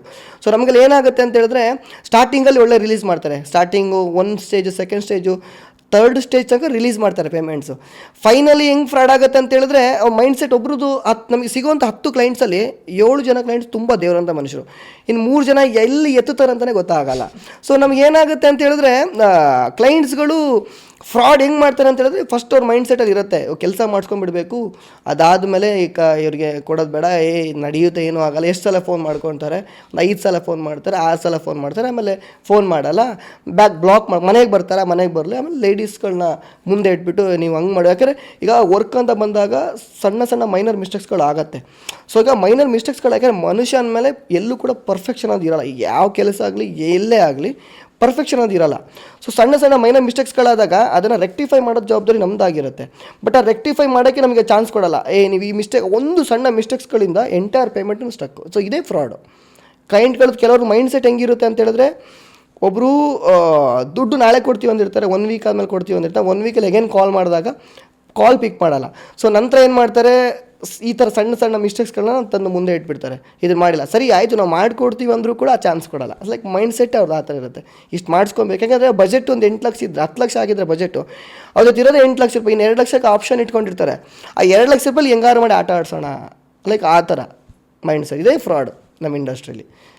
ನಿಮ್ಮ ಇಂಡಸ್ಟ್ರಿಯಲ್ಲಿ ನಿಮಗೆ ಆಗಿರುವಂಥ the worst experience you should like to share. Project ನಾನು ರೀಸೆಂಟ್ಲಿ ಓಪನ್ ಆಗಿರೋ ಮನೆ, ಅಂದರೆ ಒಂದು ಪ್ರೀವಿಯಸಲ್ಲಿ ಒಂದು ಪ್ರಾಜೆಕ್ಟ್ ಆಗಿತ್ತು, ಬಟ್ ರೀಸೆಂಟ್ಲಿ ಓಪನ್ ಆಗಿರೋ ಒಂದು ಮನೆಯಲ್ಲಿ ಹೆಂಗಾಗಿತ್ತು ಅಂತ ಹೇಳಿದ್ರೆ, ಅವರ ಮನೆಯಲ್ಲಿ ಲೈಕ್ ಇನ್ಡೆಪ್ತಾಗಿ ನಾನು ಹೇಳಲ್ಲ, ಬಟ್ ಅವ್ರಿಗೆ ಎಫೆಕ್ಟ್ ಆಗ್ಬೋದು ಲೈಕ್ ಈ ವಿಡಿಯೋ ನೋಡಿದ್ರೆ. ಸೊ ಹೆಂಗಾಯಿತು ಅಂತ ಹೇಳಿದ್ರೆ, ಅವ್ರದ್ದು ಬಿಲ್ಡಿಂಗ್ಸಲ್ಲೂ ಬಿಲ್ಡರ್ಸ್ ಕಡೆಯಿಂದ ತುಂಬ ಪ್ರಾಬ್ಲಮ್ಸ್ಗಳಿತ್ತು. ಸೊ ಅವರಲ್ಲಿ ಎಲ್ಲ ವೆಂಡರ್ಸ್ಗಳು, ಅಂದರೆ ಈಗ ಗ್ರಿಲ್ ವರ್ಕ್ಸ್ಗಳಾಗಿರ್ಬೋದು, SS ವರ್ಕ್ಸ್ಗಳಾಗಿರ್ಬೋದು, ಎಲ್ಲರೂ ಬಂದು ಮಾಡಿದ್ರು. ಇನ್ ಬಿಟ್ವೀನು ಮಧ್ಯದಲ್ಲಿ ಬಿಟ್ಟು ದುಡ್ಡು ತೊಗೊಂಡು ಓಡೋಗ್ಬಿಟ್ರು. ಬಟ್ ಇನ್ ಬಿಟ್ವೀನು ಮಧ್ಯದಲ್ಲಿ ಒಬ್ಬ ಏನೋ ಲೈಕ್ ಒಂದು ಸ್ಟ್ರಾಂಗ್ ಆಗಿ ನಿಂತ್ಕೊಂಡಿದ್ದೆ ನಾನೇ. ಸೊ ಆ ಟೈಮಲ್ಲಿ ಏನಾಗ್ತಿತ್ತು, ಲೈಕ್ ಅಂದರೆ ಅವರು ಈಗ ನಾನೊಂದು ಪ್ರಾಜೆಕ್ಟ್ ಮಾಡ್ತೀನಿ ಅಂತ ಹೇಳಿದ್ರೆ ಹೆಂಗಾಗತ್ತೆ ಅಂತ ಹೇಳಿದ್ರೆ, ಅವ್ರಿಗೆ ನಾನೊಬ್ಬ ಒಂದು ಮನೆ ಮಗನ ಥರ. ಯಾಕಂದರೆ ನಾನು ಫುಲ್ಲಿ MNC ಈ ಥರ ಫುಲ್ಲಿ ಏನು ಸ್ಟ್ರಿಕ್ಟು ಆ ಥರ ಏನೂ ನಾನು ಮಾಡ್ತಾ ಇರಲಿಲ್ಲ. ಯಾಕಂದರೆ ನನಗೆ ಮೇಯ್ನ್ಲಿ ಎವ್ರಿ ಪ್ರಾಜೆಕ್ಟು ನನಗೊಂಥರ ಪೋರ್ಟ್ಫೋಲಿಯೋ. ಯಾಕಂದರೆ ನೆಕ್ಸ್ಟ್ ಯಾವುದೋ ಕ್ಲೈಂಟ್ಗಳು ಬರ್ತಾರೆ ಅಂತ ಹೇಳಿದ್ರೆ, ಲೈಕ್ ಆ ಒಂದು ಪ್ರಾಜೆಕ್ಟ್ ಇಟ್ಕೊಂಡ್ಬಿಟ್ಟು ನಂಗೆ ನೆಕ್ಸ್ಟು ಸಿಗುವಂಥ ಆರ್ಡರ್ಸ್ಗಳು. ಸೊ ಏನಾಯಿತು, ಎಲ್ಲವೂ ಮಾಡ್ಕೊಳ್ತಾ ಹೋದೆ. ಇವಾಗ ಯೂಶ್ವಲಿ ನಮ್ಮ ಇಂಡಸ್ಟ್ರಿ ಏನಾಗುತ್ತೆ ಅಂತೇಳಿ ಟ್ಯಾಕ್ಸೇ ಯಾರು ಪೇ ಮಾಡಲ್ಲ. ಯಾಕಂದರೆ ಟ್ಯಾಕ್ಸ್ ಪೇ ಮಾಡಿದ್ರೆ ಎಲ್ಲರೂ ಸೇಫ್ ಆಗ್ತಾರೆ. ಸೊ ಕೆಲವ್ರು ಏನು ಮಾಡ್ತಾರೆ, ಟ್ಯಾಕ್ಸೇ ಪೇ ಮಾಡಲ್ಲ. ಸೊ ಆ ಟೈಮಲ್ಲಿ ಅವ್ರಿಗೆಲ್ಲದೂ ಕೂಡ ಸ್ವಲ್ಪ ಟ್ಯಾಕ್ಸೂ ಆಫ್ ಮಾಡಿ ಅವ್ರಿಗೆ ಎಲ್ಲ ಕೊಟ್ಟಾಗ ಏನಾಯಿತು ಅಂತ ಹೇಳಿದ್ರೆ, ಇನ್ನು ಲಾಸ್ಟ್ ಪೇಮೆಂಟ್ ಒಂದು ಆಲ್ಮೋಸ್ಟ್ ಒಂದು 1 ಲ್ಯಾಕ್ ಸಮಥಿಂಗ್ ಚಿಲ್ಡ್ರನ್ನ ಡಿಸೆಂಬರ್ ಮಂತ್ ಎಂಡಲ್ಲಿ ಕೊಡ್ತೀವಿ ಅಂತ ಹೇಳಿದ್ರು ಕೂಡ ಸ್ಟಿಲ್ ಇನ್ನೂ ಫೋನ್ ಪಿಕ್ ಮಾಡಲ್ಲ. ಏನೇ ಒಂದು ಅಂದರೆ ಸ್ಟೋರೀಸ್ ಅದೆಲ್ಲ ನೋಡ್ತಾರೆ. ಬಟ್ ರೀಸೆಂಟಾಗಿ ಅದೊಂದು ತುಂಬ ಹರ್ಟ್ ಆಗೋಯ್ತು. ಯಾಕಂದರೆ ಇಷ್ಟೆಲ್ಲ ಕಷ್ಟಪಟ್ಬಿಟ್ಟು ನಮ್ಮ ಲೇಬರ್ಸ್ಗಳಿಗೆ ಎಲ್ಲವೂ ಪೇಮೆಂಟ್ ಕೈಯಿಂದ ಆಗಿಬಿಟ್ಟು ಸ್ಟಿಲ್ ಒಂದು ರೆಸ್ಪಾನ್ಸ್ ಮಾಡ್ತಾ ಇರಲಿಲ್ಲ. ಸೊ ಕಾಲು ಪಿಕ್ ಮಾಡ್ತಾ ಇಲ್ಲ, ಏನೋ ನಂಬರ್ಸ್ಗಳನ್ನ ಬ್ಲಾಕ್ ಮಾಡೋದಾಗಿರಲಿ, ಏನು ರೆಸ್ಪಾನ್ಸ್ ಮಾಡಿ. ಸ್ಟಾರ್ಟಿಂಗಲ್ಲೇ ಒಂದು ಮಾತುಗಳಾಗ್ತಾಯಿತ್ತು, at the end of the time ಏನೋ ಫೈನಲ್ ಪೇಮೆಂಟ್ ಟೈಮಲ್ಲಿ ಒಂದು ಮಾತುಗಳಾಗ್ತಾಯಿತ್ತು. ಅದೊಂದು ಎಕ್ಸ್ಪೀರಿಯನ್ಸು. ಇನ್ನೊಂದು ಅದು ಕೂಡ ರೀಸೆಂಟಾಗಿ ಓಪನ್ ಆಗಿರೋದು. ಇನ್ನೊಂದು ವರ್ಸ್ಟ್ ಎಕ್ಸ್ಪೀರಿಯೆನ್ಸು ನಮಗೆ ಪೇಮೆಂಟ್ ವಿಚಾರದಲ್ಲಿ ಆಗಿರಲಿಲ್ಲ. ಲೈಕ್ ಅದೊಂಥರ ಎಮೋಷ್ನಲಿ. ಯಾಕಂದರೆ ಒಂದು ಕ್ಲೈಂಟನ್ನ ನಾವು ಒಂದು ಟ್ರಸ್ಟ್ ಬೇಸ್ ಮೇಲೆ ಮಾಡಿದಾಗ, ಆ ಒಂದು ಕ್ಲೈಂಟ್ ಇಂಟೆನ್ಷನ್ ಏನಿತ್ತು ಅಂತ ಹೇಳಿದ್ರೆ, ನಮ್ಮ ಬಿಸ್ನೆಸ್ ಟೀಮಿಗೆ ಜಾಯ್ನ್ ಆಗಬೇಕು ಅಂತ. ಸೊ ಬಿಸ್ನೆಸ್ ಟೀಮ್, ಈಗ ನಾನೊಂದು ಬಿಸ್ನೆಸ್ ಅದು ನಡೆಸ್ತಾ ಇರೋದು. ಯಾಕಂದರೆ ನನ್ನೊಂದು ಸ್ಮಾಲ್ ಫರ್ಮ್, ನಾನು ಬಿಗ್ ಕಂಪನಿ ಅಲ್ಲ ಅಥವಾ ಬಿಗ್ ಫರ್ಮ್ ಅಲ್ಲ. ಸೊ ಇನಿಷಿಯಲ್ ಸ್ಟೇಜ್ ಏನಾಗ್ತಿದೆ, ವರ್ಕ್ಗಳು ನಡೀತಿರೋ ಟೈಮಲ್ಲಿ ಅವರಿಗೆ ಡಿಸ್ಟರ್ಬ್ ಮಾಡೋದು ಬೇಡ. ಅವ್ರು ಹೇಳ್ತಾ ಇದ್ರು, ನಾನು ನಿಮ್ಮ ಟೀಮಿಗೆ ಜಾಯ್ನ್ ಆಗ್ತೀನಿ. ನಾನೇನು just okay ma'am let's see ಅಂತ ಇದೆ. ಬಿಕಾಸ್ ಈಗ ನಾನು ಬೇಡ ಅಂದ್ಬಿಟ್ರೆ ಆ ವರ್ಕ್ನ ಸ್ಟಾಪ್ ಮಾಡ್ಬೋದು. ಯಾಕಂದರೆ ಪೇಮೆಂಟ್ ಅಲ್ಲ. ಸೊ ವರ್ಕ್ನ ಸ್ಟಾಪ್ ಮಾಡ್ಬೋದು. ಆ ಒಂದು ರೀಸನ್ಗೋಸ್ಕರ ನಾನು ಓಕೆ ಮೇಡಮ್ ನೋಡೋಣ, ಕೆಲಸ ಮುಗೀಲಿ ಆದಾಗ ಮನೆ ಓಪನಿಂಗು ಎಲ್ಲ ಆಗೋಯಿತು. ಪೇಮೆಂಟ್ ಪಾಪ ನೀಟಾಗಿ ಕ್ಲಿಯರ್ ಮಾಡಿದ್ರು. ಸೊ ಅದನ್ನು ರೆಸ್ಪಾನ್ಸ್ ಮಾಡಿದ್ರು. ನಾನು ಫೈನಲಿ ಈಗ ನನ್ನ ಅಪ್ಪಂದು ಹೆಲ್ತ್ ಇಶ್ಯೂಸ್ ಇದ್ದಾಗಲೂ ಕೂಡ ನಂಗೆ ಪೇಮೆಂಟಿಗೆ ಸಪೋರ್ಟ್ ಮಾಡಿದ್ರು. ಬಟ್ ನಮ್ಮದು ಕಿರಿಕಾಗಿದ್ದು ಒಂದು ಕ್ಲಾಶಸ್ಗಳಾಗಿದೆ ಎಲ್ಲಿ ಅಂತ ಹೇಳಿದ್ರೆ, ಅವ್ರ ಬಿಸ್ನೆಸ್ ಟೀಮಿಗೆ ಜಾಯ್ನ್ ಆಗ್ತೀನಿ ಅಂದರು. ಬಟ್ ನಾನು ಅವ್ರಿಗೆಲ್ಲೂ ಕೂಡ ಹೇಳಿರಲಿಲ್ಲ, ಮೇಡಮ್ ನನ್ನ ಟೀಮಿಗೆ ಜಾಯ್ನ್ ಆಗಿ ಅಂತ. ಫೈನಲಿ ನಾನು ಹೇಳ್ಬಿಟ್ಟೆ, ನಿಮ್ಗೆ ಆ ಥರ ಮಾಡಬೇಕು ಅಂತ ಇದ್ದರೆ ನೀವು ಓನಾಗಿ ಮಾಡ್ಕೊಳ್ಳಿ, ನೀವು ನನಗೆ ಕಾಂಪಿಟೇಷನಾಗಿ ನಿಂತ್ಕೊಳ್ಳಿ. ನನ್ನ ಟೀಮಾಗಿ ಜಾಯ್ನ್ ಆಗಿಬಿಟ್ರೆ ಸ್ಯಾಲ್ರಿ ಕೊಡೋಕ್ಕೆ ಒದ್ದಾಡ್ತಾ ಇರ್ತೀವಿ, ನಿಮಗೆ ಎಲ್ಲಿ ಸ್ಯಾಲ್ರಿ ಕೊಡೋಣ. ಸೊ ಅದ್ರ ಸ್ವಲ್ಪ ಇಶ್ಯೂಸ್ ಆಗೋಯಿತು. ಇವಾಗ ಸ್ವಲ್ಪ ಬೇರೆ ಥರ ನಾವು ಲೀಗಲಿ ಪ್ರೊಸೆಸ್ನ ಬೇರೆ ಥರ ಮಾಡ್ಕೊಂಡಿದ್ದೀವಿ. ಸೊ ಲೈಕ್ ಈ ಥರನೂ ಫ್ರಾಡ್ ಆಗುತ್ತೆ, ಈ ಥರನೂ ಜಗಳಗಳಾಗತ್ತೆ. ಯಾಕಂದರೆ ಎಲ್ಲ ಎಷ್ಟೀಗ ಒಂದು ಇಯರ್ಲಿ ನಾವು 50 ಪ್ರಾಜೆಕ್ಟ್ ಮಾಡ್ತೀವಿ ಅಂದರೆ 50ಗೆ 50 ಕ್ಲೈಂಟ್ಗಳದ್ದು ರಿಲೇಷನ್ ಚೆನ್ನಾಗಿರುತ್ತೆ ಅಂತ ಹೇಳಲಿಕ್ಕಾಗಲ್ಲ. ಸೊ ಕೆಲವೊಂದು ಕ್ಲಾಶಸ್ಗಳಾಗತ್ತೆ, ಕೆಲವೊಂದು ವರ್ಕ್ ವಿಚಾರಕ್ಕಾಗತ್ತೆ, ಇನ್ಕೆ ಎಮೋಷ್ನಲಿ ಆಗುತ್ತೆ, ಪೇಮೆಂಟ್ ವಿಚಾರಕ್ಕಾಗತ್ತೆ. ಆಲ್ಮೋಸ್ಟ್ ಯಾರೂ ಕೂಡ ಪರ್ಫೆಕ್ಟ್ ಆಗಿರಲ್ಲ. 2 ಎಕ್ಸ್ಪೀರಿಯೆನ್ಸು ತುಂಬ ಹರ್ಟ್ ಆಗಿದೆ. ಈಗ ಒಂದು ಪ್ರಾಫಿಟ್ ಆಗುತ್ತೆ ಅಂದರೆ ಅದರಲ್ಲಿ ಲಾಸ್ ಕೂಡ ಇರುತ್ತೆ 100%. ಸೊ ಈಗ ಲಾಸ್ ಅನ್ನು ನೀವು ಹೇಗೆ ಓವರ್ಕಮ್ ಮಾಡ್ತೀರಾ? ಅಂದರೆ loss in the sense not financially also. ಈಗ ನೀವು ಮೆಂಟಲಿ ಕೂಡ ಬ್ರೇಕ್ ಡೌನ್ ಆಗ್ತೀರಾ ಕೆಲವೊಮ್ಮೆ. ಸಮ್ಟೈಮ್ಸ್ ನಮಗೆ ಪ್ರಾಜೆಕ್ಟ್ ಸಿಗ್ಲಿಲ್ಲ ಆದರೆ ಅಥವಾ ಸಿಕ್ಕರೂ ಕೂಡ ಅದರಲ್ಲಿ ನಮಗೆ ಲಾಸ್ ಆದರೆ ಸೊ ಆ ಸಿಚುವೇಶನ್ ಹೇಗೆ ಹ್ಯಾಂಡಲ್ ಮಾಡ್ತೀರಾ ನೀವು? ಲಾಸು ಅಂತ ಬಂದಾಗ ಸೊ ಎವ್ರಿ ಪ್ರಾಜೆಕ್ಟಲ್ಲಿ ಪ್ರಾಫಿಟ್ ಎಷ್ಟು ಚೆನ್ನಾಗಿರುತ್ತೆ ಅಷ್ಟೇ ಲಾಸ್. ಇದೇ ಹೇಳಿದ್ನಲ್ಲ ನಿಮಗೆ ಹಳೆ ಲೈಕ್ ಏನಂತ ಹೇಳಿದ್ರೆ, ಸಿಗೋ 10 ಕ್ಲೈಂಟಲ್ಲಿ 7 ಜನ ಏನು ಒಳ್ಳೆ ಜನ ಇರ್ತಾರೆ, ಇನ್ನು 3 ಜನ ಈ ಥರ ಮಾಡ್ತಾರೆ ಅಂದಾಗ ಸೊ ಏನು ಮಾಡ್ತೀವಿ, ನಮಗೆ 7 ಪ್ರಾಜೆಕ್ಟಲ್ಲಿ ಏನು ಪ್ರಾಫಿಟ್ಸ್ಗಳು ಬಂದಿರತ್ತೆ ಸೊ ಸ್ವಲ್ಪ ಸೇವಿಂಗ್ಸ್ ಮಾಡಿ ಇಟ್ಕೊಂಡಿರ್ತೀವಿ. ಇನ್ನು ಕೆಲವು ಟೈಮಲ್ಲಿ ಲೈಕ್ ಏನು ಫುಲ್ಲಿ ಲಾಸ್ ಅಂತ ಬಂದಾಗ ಸ್ವಲ್ಪ ರಿಕ್ವೆಸ್ಟ್ ಥ್ರೂ ಅಂದರೆ ಫ್ಯಾಮಿಲಿ ಸ್ವಲ್ಪ ಸಪೋರ್ಟ್ ತೊಗೊಬೇಕಾಗತ್ತೆ. ಇಫ್ ಇನ್ ಕೇಸ್ ಯಾವುದೂ ಆಗಲಿಲ್ಲ, ನನಗೆ ಬಿಸ್ನೆಸ್ ನಡ್ಸೋಕ್ಕೆ ಆಗ್ತಾಯಿಲ್ಲ, ಕಂಪ್ನಿ ಬೀಳ್ತಾ ಇದೆ, ಇನ್ನು ಲೇಬರ್ಸ್ಗಳಿಗೆ ಸ್ಯಾಲ್ರಿ ಕೊಡಲಿಲ್ಲ ಅಥವಾ ಎಂಪ್ಲಾಯೀಸ್ಗಳಿಗೆ ಸ್ಯಾಲ್ರಿ ಕೊಡಲಿಲ್ಲ ಅಂದರೆ ನಾವು ಅವ್ರ ಮುಂದೆ ಲೈಕ್ ಸಣ್ಣ ಜನ ಆಗ್ತೀವಿ ಅನ್ನೋ ಟೈಮಲ್ಲಿ ಲೋನ್ಸ್ಗಳು ಅಪ್ಲೈ ಮಾಡ್ಕೊತೀವಿ ಅಥವಾ ಇನ್ನೆಲ್ಲೋ ಲೆಂಡಿಂಗ್ ಮಾಡ್ಕೊತೀವಿ. ಮೇನ್ಲಿ ನಮಗೆ ಸೇವಿಂಗ್ಸ್ ಅಮೌಂಟಲ್ಲೇ ನಾವು ರೊಟೇಷನ್ ಮಾಡ್ಕೊತೀವಿ. ಸಪೋಸ್ ಇನ್ನೇನು ಆಗಲಿಲ್ಲ ಅಂದಾಗ ಏನು ಮಾಡ್ತೀವಿ, ಯಾವುದೋ ಬಂದಿರೋ ಪ್ರಾಜೆಕ್ಟ್ ಇದು ಈಗ 1 ಮಂತಲ್ಲಿ 2-3 ನಡೆಯುತ್ತೆ ಅಂತ ಹೇಳಿದ್ರೆ ಆ ಪ್ರಾಜೆಕ್ಟ್ ಇದು ಈ ಕಡೆ ಸ್ಯಾಲ್ರಿ ಕನ್ವರ್ಟ್ ಮಾಡ್ಕೊತೀವಿ, ನೆಕ್ಸ್ಟ್ ಬರೋವಂಥ ಪ್ರಾಜೆಕ್ಟ್ ಇದು ಬುಕಿಂಗ್ಸ್ ಅಮೌಂಟನ್ನು ಈ ಕಡೆ ಕನ್ವರ್ಟ್ ಮಾಡ್ಕೊತೀವಿ. ಲೈಕ್ ಆ ಥರ ರೊಟೇಷನ್ ಆಗುತ್ತೆ. ಬಟ್ 100% ಲಾಸ್ ಅಂತ ಬಂದಾಗ ಕೆಲವು ಟೈಮಲ್ಲಿ ನಾವು ಎಲ್ಲ ಥರನೂ ಯೋಚನೆ ಮಾಡ್ತೀವಿ, ಇವ್ರ ಕಡೆ ಕೇಳೋದಾಗಿರಲಿ. ಬಿಕಾಸ್ ನಮ್ದು ಯಾವುದೇ ರೀತಿ ಫಂಡಿಂಗ್ಸ್ ಅಲ್ಲ, ಫಂಡಿಂಗ್ ಕಂಪನಿಗಳಲ್ಲ. ಸೊ ಫ್ಯಾಮಿಲಿ ಸಪೋರ್ಟ್ ತೊಗೊಬೇಕಾಗುತ್ತೆ. ಕೆಲವು ಟೈಮ್ ಯಾವುದೂ ಆಗಲಿಲ್ಲ ಅಂದರೆ ಸೇವಿಂಗ್ಸು, ಅದು ಇಲ್ಲ ಅಂದರೆ ಇನ್ವೆಸ್ಟ್ಮೆಂಟಲ್ಲಿ ನಾವು ವಿಡ್ರಾಲ್ ಮಾಡಬೇಕು. ಯಾವುದೂ ಆಗಲಿಲ್ಲ ಫೈನಲ್ ಆಪ್ಷನ್ ಪರ್ಸ್ನಲ್ ಲೋನು ಅಥವಾ ಬಿಸ್ನೆಸ್ ಲೋನ್, ಲೈಕ್ ಈ ಥರ. ಈಗ ಇಂಟೀರಿಯರ್ ಡಿಸೈನಲ್ಲಿ ತುಂಬ ಜನ ಇದ್ದಾರೆ. ಈಗ ಪರ್ಟಿಕ್ಯುಲರ್ ಆಗಿ ವೈ DHI ಅಂತ ಕೇಳಿದರೆ what will be your answer? DHI ಯಾಕೆ ಅಂತ ಕೇಳಿದ್ರೆ, ಇವಾಗ ನೋಡಿ ಬೇರೆಯವರೆಲ್ಲ ಯಾವ ಥರ ಕೆಲಸ ಮಾಡ್ತಾರೆ ಗೊತ್ತಿಲ್ಲ. ಯಾಕಂದರೆ ನನ್ನೊಂದು ಪ್ಯಾಷನ್ ಇತ್ತು. ಇವಾಗ ಎಲ್ಲರೂ ಈಗ ಸಪೋಸ್ ಈಗ ಯಾರೋ ಒಬ್ಬರು ಒಂದು ವಾಲ್ಪೇಪರ್ಸ್ ಮಾಡ್ತಾರೆ ಅಂದರೆ ಅದೇ ವಾಲ್ಪೇಪರ್ಸು ನೆಕ್ಸ್ಟ್ ಇನ್ನೊಬ್ರು ಕಂಪ್ನಿಯವ್ರು ಯೂಸ್ ಮಾಡಿರ್ತಾರೆ, ಅದೇ ಥೀಮಲ್ಲಿ ಹೋಗಿರ್ತಾರೆ. ಸೊ ನಂದು ಯಾಕೆ DHI ಚೂಸ್ ಮಾಡಬೇಕಂದ್ರೆ, ಯೂಶ್ವಲಿ ಮಾರ್ಕೆಟಲ್ಲಿ ಬರ್ತಿರುವಂಥ ಮಟೀರಿಯಲ್ಸ್ಗಳು 10 ವರ್ಷದಲ್ಲಿ ಏನು ಸಿಗ್ತಾಯಿತ್ತು ಮಟೀರಿಯಲ್ಸ್ಗಳು ಇವಾಗ ಸಿಗ್ತಾಯಿಲ್ಲ. ಇವಾಗ ನೋಡಿ, ನಮ್ಮದು ಹಳೆ ಮನೆ, ನಮ್ಮ ಅಜ್ಜಂದವ್ರನ್ನೆಲ್ಲ ಮನೆ ನೋಡಿದ್ರೆ ಯೂಸ್ ಮಾಡಿರುವಂಥ ಪ್ಲೈವುಡ್ಸು, ಯೂಸ್ ಮಾಡಿರುವಂಥ ವುಡ್ಸ್ಗಳು ಇನ್ನೂ ಕೂಡ ಜೀವಂತವಾಗಿದ್ದಾವೆ. ಎಲ್ಲೋ ಸಣ್ಣ ಪುಟ್ಟದ ಬೆಂಡ್ ಬಂದಿರುತ್ತೆ. ಬಟ್ ಅದೇ ಈ ಸಲ ಅಂದರೆ ನಮಗೆ ಈ ಟ್ರೆಂಡಲ್ಲಿ ಯೂಸ್ ಮಾಡೋ ಮಟೀರಿಯಲ್ಗಳು ನೋಡಿ 2-3 ಇಯರ್ಸ್ ಆಗೋಷ್ಟೊತ್ತಿಗೆ ಬೆಂಡ್ ಆಗೋದಾಗಿರಲಿ ಅಥವಾ ಬೋರೋರ್ ಪ್ರಾಬ್ಲಮ್ಸಿಂದ ಅದು ಧೂಳಾಗಿ ಉದ್ರೋದಾಗಿರಲಿ ಈ ಥರ ಆಗ್ತಾಯಿದೆ.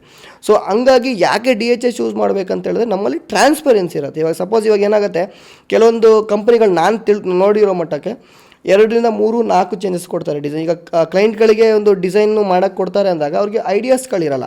ಸೊ ಇಂಟೀರಿಯರ್ ಫರ್ಮ್ನ ಯಾಕೆ ಕೊಡ್ತಾರೆ ಅಂದರೆ ಇವ್ರು ಡಿಸೈನ್ ಮಾಡಿಕೊಡ್ತಾರೆ ಅಂತ. ಅವ್ರಿಗೆ ಏನಾಗಿರುತ್ತೆ, ನಾವು ಡಿಸೈನ್ ಮಾಡಿದಾಗ ಸ್ಯಾಟಿಸ್ಫ್ಯಾಕ್ಷನೇ ಇರಲ್ಲ.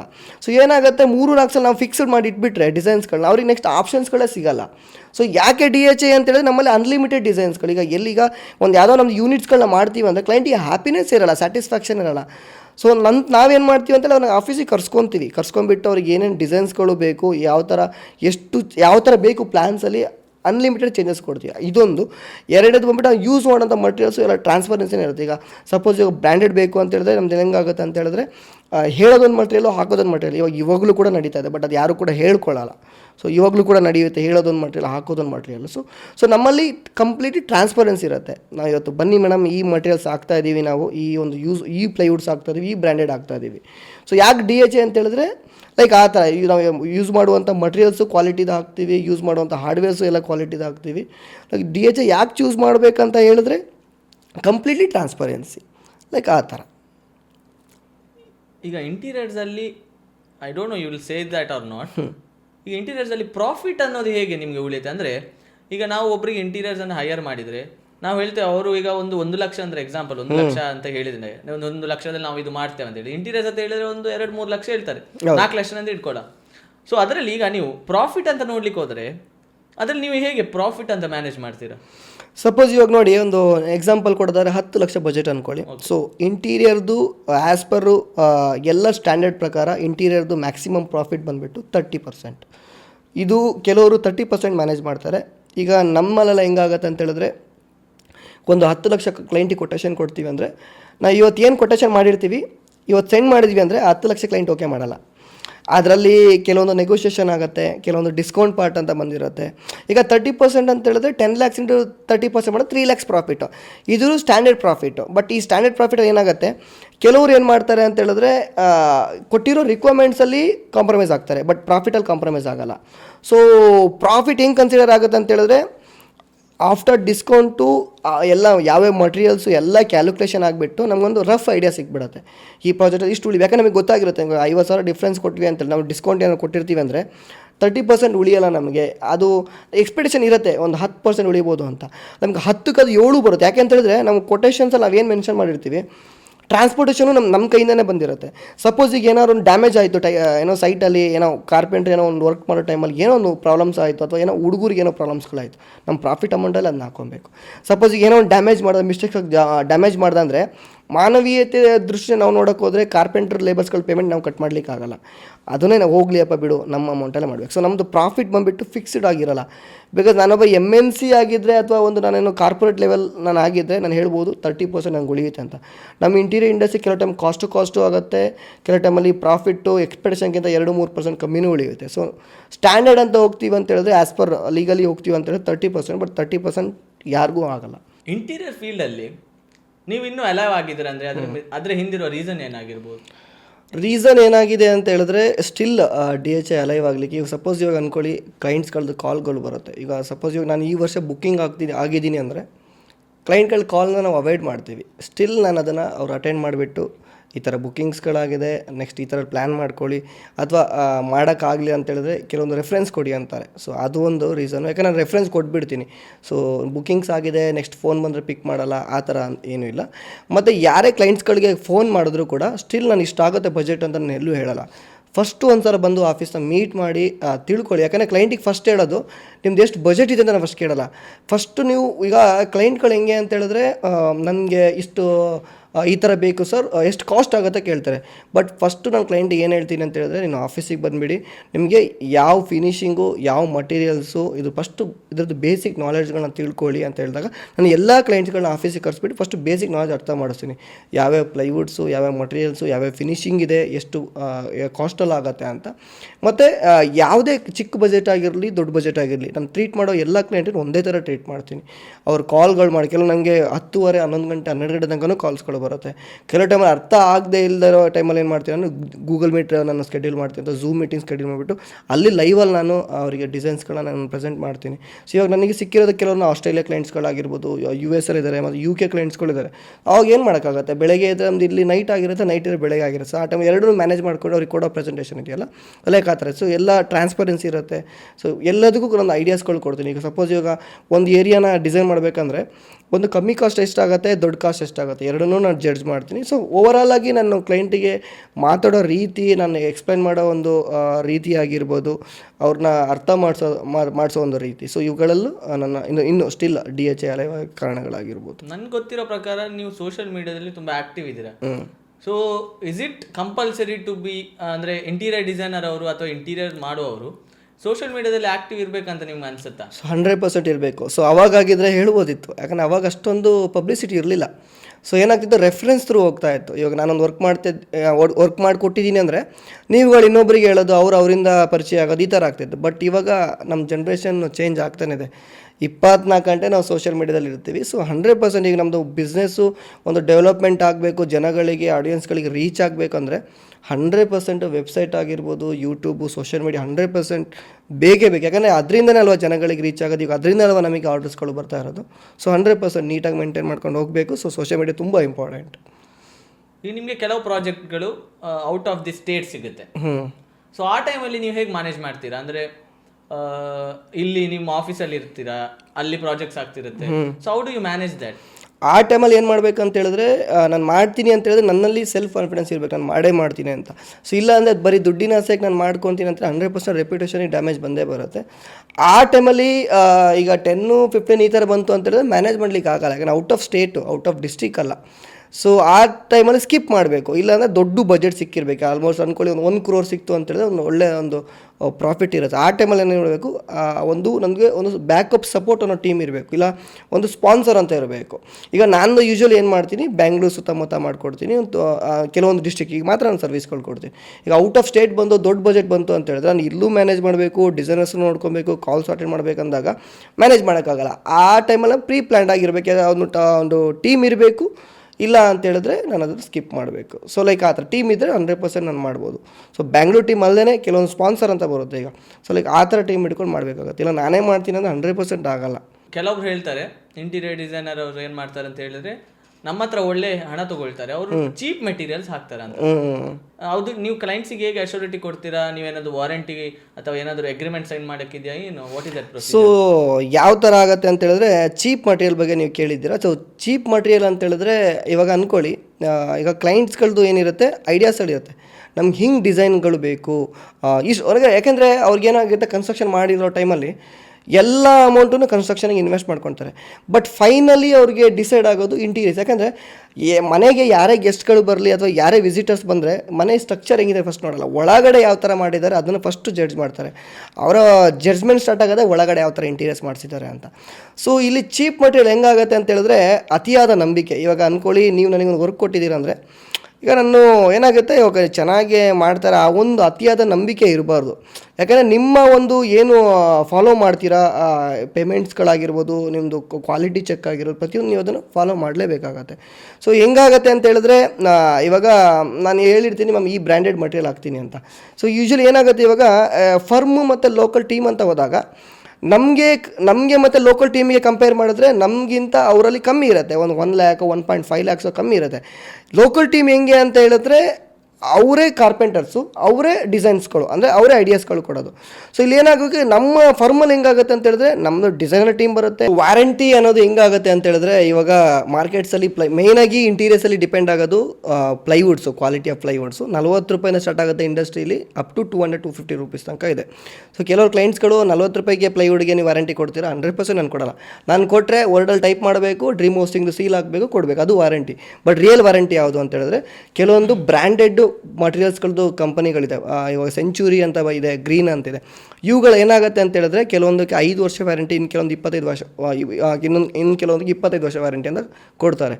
ಸೊ ಇಲ್ಲಿ ಏನಾಗುತ್ತೆ, ಬ್ರ್ಯಾಂಡೆಡ್ಗೆ ನಿಮಗೆ 100% ವ್ಯಾರಂಟಿ ಬೇಕು ಅಂತ ಹೇಳಿದ್ರೆ, ಒಂದು ಬ್ರ್ಯಾಂಡೆಡ್ ಪ್ಲೈವುಡ್ ತೊಗೊಂಡಿರಬೇಕು, ಅವುಗಳಿಗೆ ಮಾತ್ರ ವ್ಯಾರಂಟಿ ಸಿಗುತ್ತೆ. ನಂತರ ನಿಮಗೆ ಆಗೋದು 100% ನಿಮಗೆ ವ್ಯಾರಂಟಿ ಸರ್ಟಿಫಿಕೇಟ್ ಬೇಕು ಅಂದರೆ 100% ಮಸ್ಟ್ ಆ್ಯಂಡ್ ಶುಡ್ಡು 18% ಟ್ಯಾಕ್ಸ್ ಅಮೌಂಟಿಗೆ ಗೌರ್ಮೆಂಟಿಗೆ ಪೇ ಆದರೆ ಮಾತ್ರ ನಿಮಗೆ 100% ಆಗಿ ವಾರಂಟಿ ಸರ್ಟಿಫಿಕೇಟ್ ಸಿಗೋದು. ಇದು ಯಾರಿಗೂ ಗೊತ್ತಿಲ್ಲ. ಸುಮ್ಮನೆ ವ್ಯಾರಂಟಿ ಸರ್ಟಿಫಿಕೇಟು ವರ್ಡಲ್ಲ ಅಥವಾ ಎಕ್ಸೆಲ್ಲ ಟೈಪ್ ಮಾಡಿಬಿಟ್ಟು ಸೀಲ್ ಮಾಡಿ ಕೊಡೋದಲ್ಲ. ವ್ಯಾರಂಟಿ ಸರ್ಟಿಫಿಕೇಟ್ ಕೊಡೋದು ವೆಂಡರ್ಸ್ಗಳಲ್ಲ, ವ್ಯಾರಂಟಿ ಸರ್ಟಿಫಿಕೇಟ್ ಕೊಡೋದು ಮ್ಯಾನುಫ್ಯಾಕ್ಚರರ್ ಕೊಡೋದು. ಸೊ ಲೈಕ್ ಈ ಥರ. ಅಂದರೆ ನೀವು ಹೇಳೋದು ಕ್ಲೈಂಟಿನ ಬಜೆಟ್ ಮೇಲೆ ಮೆಟೀರಿಯಲ್ಸ್ 100%. ಹಾಂ, ಯಾಕಂದ್ರೆ 5 ಲಕ್ಷ ಬಜೆಟ್ಗೆ, ಇವಾಗ ನೋಡಿ, ಸಪೋಸ್ ಇವಾಗ 3 BHK ಅಂತ ಹೇಳಿದ್ರೆ 5 ಲಕ್ಷ ರೂಪಾಯಿ ನಿಮಗೆ ಗ್ರೀನ್ ಪ್ಲೈವುಡ್, ಸೆಂಚುರಿ ಪ್ಲೈವುಡ್ ಹಾಕೋಕ್ಕೆ ಬರಲ್ಲ. ಯಾವುದೋ ಲೋಕಲ್ ಮಟೀರಿಯಲ್ ಹಾಕ್ಬಿಟ್ಟು ಕೊಡಬೇಕು. ಬಟ್ ಅಶ್ಯೂರೆನ್ಸ್ ಇರಲ್ಲ. ಅಶ್ಯೂರೆನ್ಸ್ ಎಲ್ಲಿರುತ್ತೆ, ನಿಮ್ಮ ನಡುವೆ ಇರುವಂಥ ಬಾಂಡಿಂಗ್ಸ್ ಅಥವಾ ಒಂದು ಅಂಡರ್ಸ್ಟ್ಯಾಂಡಿಂಗ್ಸಲ್ಲಿ ಅಶ್ಯೂರೆನ್ಸ್ ಇರುತ್ತೆ. ನಾಳೆ ದಿವಸ ನಾನು ಇರ್ತೀನೋ ಇರಲ್ವೋ ಮಾರ್ಕೆಟಲ್ಲಿ ಗೊತ್ತಿಲ್ಲ.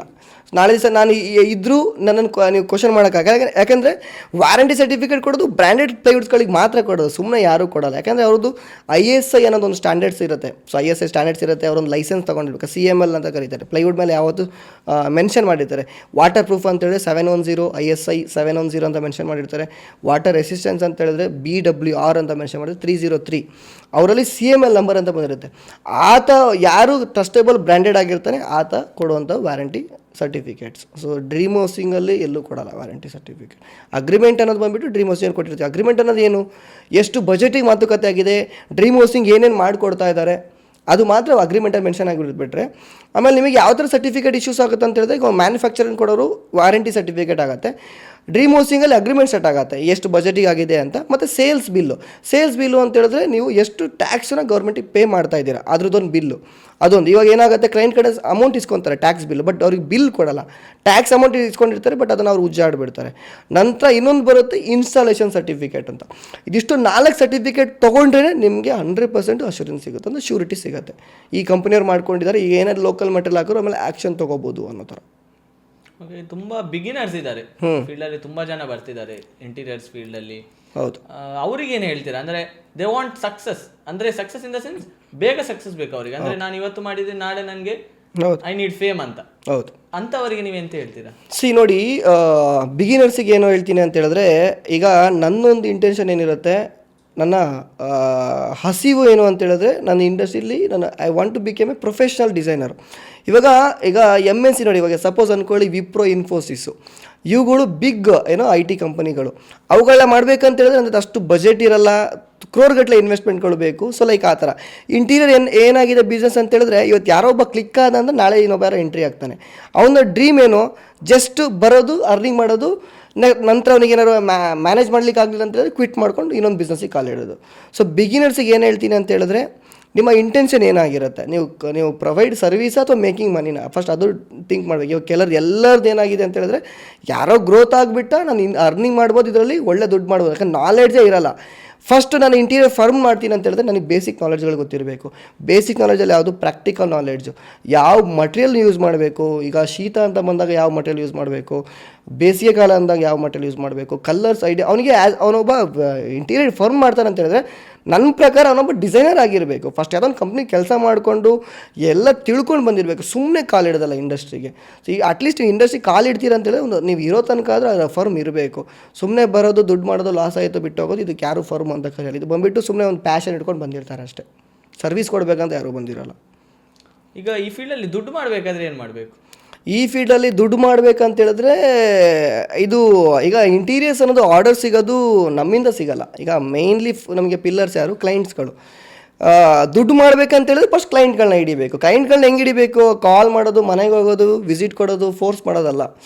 ಮೇಯ್ನ್ಲಿ ಈಗ ದುಡ್ಡು ಮಾಡ್ಬೇಕಂತ ಹೇಳಿದ್ರೆ ನಾ ಇಂಡಸ್ಟ್ರಿಯಲ್ಲಿ ಕಲ್ತಿರಬೇಕು, ಒಂದು 4-5 ಪ್ರಾಜೆಕ್ಟ್ಗಳನ್ನ ಚೆನ್ನಾಗಿ ಮಾಡಿರಬೇಕು, ಕ್ಲೈಂಟ್ಗಳಿಂದ ಒಳ್ಳೆ ರೆಸ್ಪಾನ್ಸ್ ಸಿಗಬೇಕು, ಅವರಿಂದ ಹೇಳಿಸ್ಬೇಕು ಲೈಕ್ ಇವ್ರು ಚೆನ್ನಾಗಿ ಮಾಡ್ತಾರೆ, ಯಾವುದೇ ರೀತಿ ಮೋಸ ಇಲ್ಲ, ಫ್ರಾಡ್ ಇಲ್ಲ ಅಂತ.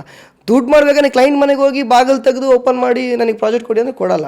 ದುಡ್ಡು ಮಾಡ್ಬೇಕಂದ್ರೆ ಕೆಲವೊಂದೆಲ್ಲ ನಾವು ಹೊಡೆದ ತಿಂದಿರಬೇಕು, ಬೈಸ್ಕೊಂಡಿರಬೇಕು, ಮಿಕ್ಸರ್ಸ್ಗಳನ್ನ ಕಲ್ತಿರಬೇಕು. ಫಸ್ಟ್ ಆಫ್ ಆಲ್ ನನಗೆ ಗೊತ್ತಿರಬೇಕು ಯಾವ ಥರ ಎಕ್ಸಿಕ್ಯೂಟ್ ಮಾಡಬೇಕು ಅಂತ. ಅದೆಲ್ಲ ಗೊತ್ತಿತ್ತೆ. ಅದು ಒಂದು ಆರ್ಡರ್ಸ್ ಕಷ್ಟಪಟ್ಟು ಒಂದು ಆರ್ಡರ್ ತೊಗೋಬೇಕು, ಅದನ್ನು ಚೆನ್ನಾಗಿ ಮಾಡಿಕೊಡ್ಬೇಕು, ಯಾವುದೇ ರೀತಿ ಲೋಕಲ್ ಮಟೀರಿಯಲ್ ಆಗ್ದಾನೆ. ಯಾಕಂದರೆ ನಮ್ಮ ಇಂಡಸ್ಟ್ರಿ ಹೆಂಗಾಗುತ್ತೆ ಅಂದರೆ ಒಂದು ಸಲ ಎಡ್ಜ್ ಬೆಂಡಿಂಗ್ ಅಂತ ಬರುತ್ತೆ. ಒಂದು ಸಲ ಪ್ಲೈವುಡ್ ಲ್ಯಾಮಿನೇಟ್ ಪೇಸ್ಟ್ ಆದಾಗ ಕಾರ್ನರ್ಸಲ್ಲೆಲ್ಲ ಎಡ್ಜ್ ಬೆಂಡಿಂಗ್ ಆಗ್ತೀವಿ. ಎಡ್ಜ್ ಬೆಂಡಿಂಗ್ ಆಗೋದ್ಮೇಲೆ ಗೊತ್ತಾಗಲ್ಲ ಇದು ಬ್ರ್ಯಾಂಡೆಡ್ ಪ್ಲೈವುಡಾ ಲೋಕಲ್ ಪ್ಲೈವುಡಾ ಅಂತ. ಸೊ ಫಸ್ಟು ಟ್ರಾನ್ಸ್ಪರೆನ್ಸಿ ಇರಬೇಕು. ಕ್ಲೈಂಟ್ಗಳನ್ನು ಫಸ್ಟು ಪಿಚ್ ಮಾಡಬೇಕು. ಅವ್ರಿಗೆ ನಮ್ಮ ವೇ ಆಫ್ ಟಾಕಿಂಗ್ ಇರ್ಬೋದು, ನಮ್ಮದು ಅವ್ರಿಗೆ ಎಕ್ಸ್ಪ್ಲೈನ್ ಮಾಡೋ ರೀತಿಗಳಿರ್ಬೋದು. ಈಗ ಕೆಲವ್ರು ಹೆಂಗೆ ಅಂತ ಹೇಳಿದ್ರೆ ಕ್ಲೈಂಟ್ಸ್ಗಳದ್ದು ನನಗೊಂದು ಬಾಕ್ಸ್ ಬೇಕು ಅಂದರೆ ನಾವೆಲ್ಲ ಹೆಂಗೆ ಥಿಂಕ್ ಮಾಡ್ತೀವಿ ಅಂದರೆ ರೆಕ್ಟ್ಯಾಂಗಲ್ ಸ್ಕ್ವೇರ್ ಬಾಕ್ಸ್ ಥಿಂಕ್ ಮಾಡ್ತೀವಿ. ಬಟ್ ನನ್ನ ಕಾನ್ಸೆಪ್ಟು ಆ ರೆಕ್ಟ್ಯಾಂಗಲ್ ಸ್ಕ್ವೇರ್ ಬಿಟ್ಟು ಇನ್ನೆಷ್ಟು ಡಿಫ್ರೆಂಟ್ ಶೇಪಲ್ಲಿ ಮಾಡ್ಬೋದು. ಶೇಪ್ಲೆಸ್ ಆಗಿ ಮಾಡೋದು ನನ್ನದು ಕಾನ್ಸಂಟ್ರೇಟ್ ಇರುತ್ತೆ ಲೈಕ್ ಆಲ್ವೇಸ್ ಆಗಿ. ಕ್ಲೈಂಟ್ಗಳನ್ನ ಹಿಡಿಬೇಕು, ಫಸ್ಟು ದುಡ್ಡು ಮಾಡಬೇಕಂತೇಳಿದ್ರೆ ಕೆಲವೊಂದು ಪ್ರಾಜೆಕ್ಟ್ಗಳನ್ನ ಅನುಭವಿಸ್ಬೇಕು, ಎಕ್ಸ್ಪೀರಿಯನ್ಸ್ ತೊಗೋಬೇಕು, ನಂತರ ದುಡ್ಡು. ಸ್ಟಾರ್ಟಿಂಗೇ ದುಡ್ಡು ಮಾಡೋಕ್ಕಾಗಲ್ಲ. ನಿಮ್ಮ ಪ್ರಕಾರ ಈ ಫೀಲ್ಡಲ್ಲಿ ಸ್ಟಾರ್ಟಿಂಗಲ್ಲಿ ದುಡ್ಡು ಮಾಡೋಕ್ಕಾಗಲ್ಲ. ಬಟ್ ಈಗ ಕೆಲವು ಲೆಜೆಂಡ್ಸ್, ಅಂದರೆ ಲೆಜೆಂಡ್ಸ್ ಇನ್ ದ ಸೆನ್ಸ್ ಮಾರ್ಕೆಟಲ್ಲಿ ತುಂಬ ಹೆಸರು ಮಾಡಿದವರು ಇದ್ದಾರೆ ಈ ಫೀಲ್ಡಲ್ಲಿ. ಸೊ ಅವ್ರದ್ದು ಏನು ಸ್ಟ್ರಾಟಜಿ ಇರ್ಬೋದು? ಅವರ ಸ್ಟ್ರಾಟಜಿ ಏನು ಅಂತ ಹೇಳಿದ್ರೆ ನನಗೆ ಗೊತ್ತಿರೋ ಪ್ರಕಾರ ಅವ್ರ ಕ್ವಾಲಿಟಿಲಿ ಎಲ್ಲೂ ಕಾಂಪ್ರಮೈಸ್ ಆಗಲ್ಲ. ಯಾಕಂದರೆ ಸ್ಟಾರ್ಟಿಂಗು ಕೂಡ ಅವರು ಸಫರ್ ಆಗೇ ಬಂದಿರ್ತಾರೆ. ಯಾಕಂದರೆ ಸ್ಟಾರ್ಟಿಂಗ್ ಇಂಡಸ್ಟ್ರಿಗೆ ಕಾಲಿಟ್ಟಾಗ ಏನು ದೊಡ್ಡ ದೊಡ್ಡ ಪ್ರಾಜೆಕ್ಟ್ಗಳು ಸಿಕ್ಕಿರಲ್ಲ, ಸಣ್ಣ ಸಣ್ಣ ಪ್ರಾಜೆಕ್ಟ್ ಕಡೆಯಿಂದನೇ ಹೋಗಿರ್ತಾರೆ. ಆಮೇಲೆ ಒಂದು ಮೀಡಿಯಮ್ ಲೆವೆಲಿಗೆ ಬರುತ್ತೆ, ಆಮೇಲೆ ಹೈಫೈ ಸಿಕ್ಕಿರುತ್ತೆ. ಅವರದ್ದೇನಂದರೆ ಈಗ ಕ್ಲೈಂಟ್ಗಳು ನಮ್ಮ ಟ್ರಸ್ಟ್ ಮಾಡಬೇಕಂತೇಳಿದ್ರೆ ನಾವು ಕೊಡೋ ಸರ್ವಿಸು ಹಂಗೆ ಇರಬೇಕು, ನಾವು ಯೂಸ್ ಮಾಡೋ ಮಟೀರಿಯಲ್ಸು ಕೂಡ ಹಂಗೆ ಜೆನ್ಯೂನ್ ಆಗಿರಬೇಕು. ಸೊ ಸ್ಟ್ರಾಟಜಿ ಬಂದುಬಿಟ್ಟು ಕ್ವಾಲಿಟಿಯಲ್ಲೂ ಕಾಂಪ್ರಮೈಸ್ ಆಗಲ್ಲ. ಏನೇ ಒಂದು ಪ್ರಾಬ್ಲಮ್ಸ್ಗಳು ಬಂತು ಫ್ಯೂಚರಲ್ಲಿ ಅಂದಾಗ 100% ಹೋಗ್ಬಿಟ್ಟು ವಿಸಿಟ್ ಕೊಟ್ಬಿಟ್ಟು ಅದು ರೆಕ್ಟಿಫೈ ಮಾಡ್ತಾರೆ. ಲೈಕ್ ಈ ಥರ ಇರುತ್ತೆ. ಲೈಕ್ ನಾವು ಯಾಕೆಂದರೆ ನಮ್ಮ ಬಿಗ್ ಕಂಪನಿಗಳು ಹೆಸರಾಗಿರೋದೇ ಯಾರು ಮಾಡೋಕ್ಕಾಗದಿರೋ ವರ್ಕ್ಸ್ಗಳನ್ನ ಅವರು ಮಾಡಿ ತೋರಿಸ್ತಾರೆ.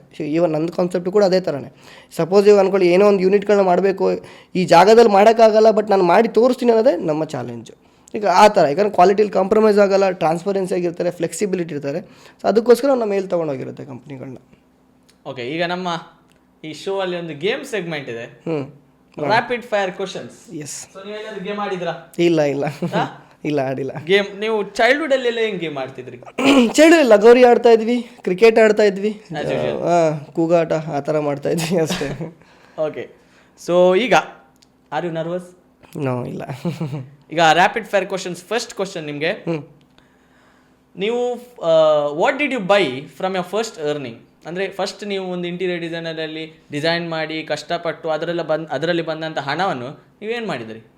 ನನಗೆ ಆಫೀಸ್ ಸೆಟಪಿಗೆ ಏನು ಬೇಕು ಅದನ್ನು ಫಸ್ಟ್ ಫೋಕಸ್ ಕೊಟ್ಟೆ. ಲೈಕ್ ಅದು ಸಿಸ್ಟಮ್ಸ್ಗಳಾಗಿರ್ಬೋದು, ಲೈಕ್ ಆ ಥರ. ನಾನು ಫಸ್ಟು ಬೈ ಮಾಡಿದ್ದು ಗ್ಯಾಜೆಟ್ಸ್ಗಳನ್ನ ಬೈ ಮಾಡಿದೆ. ಸೊ ಏನು ಬೇಕು ಮೇಯ್ನ್ಲಿ ಅಂತ.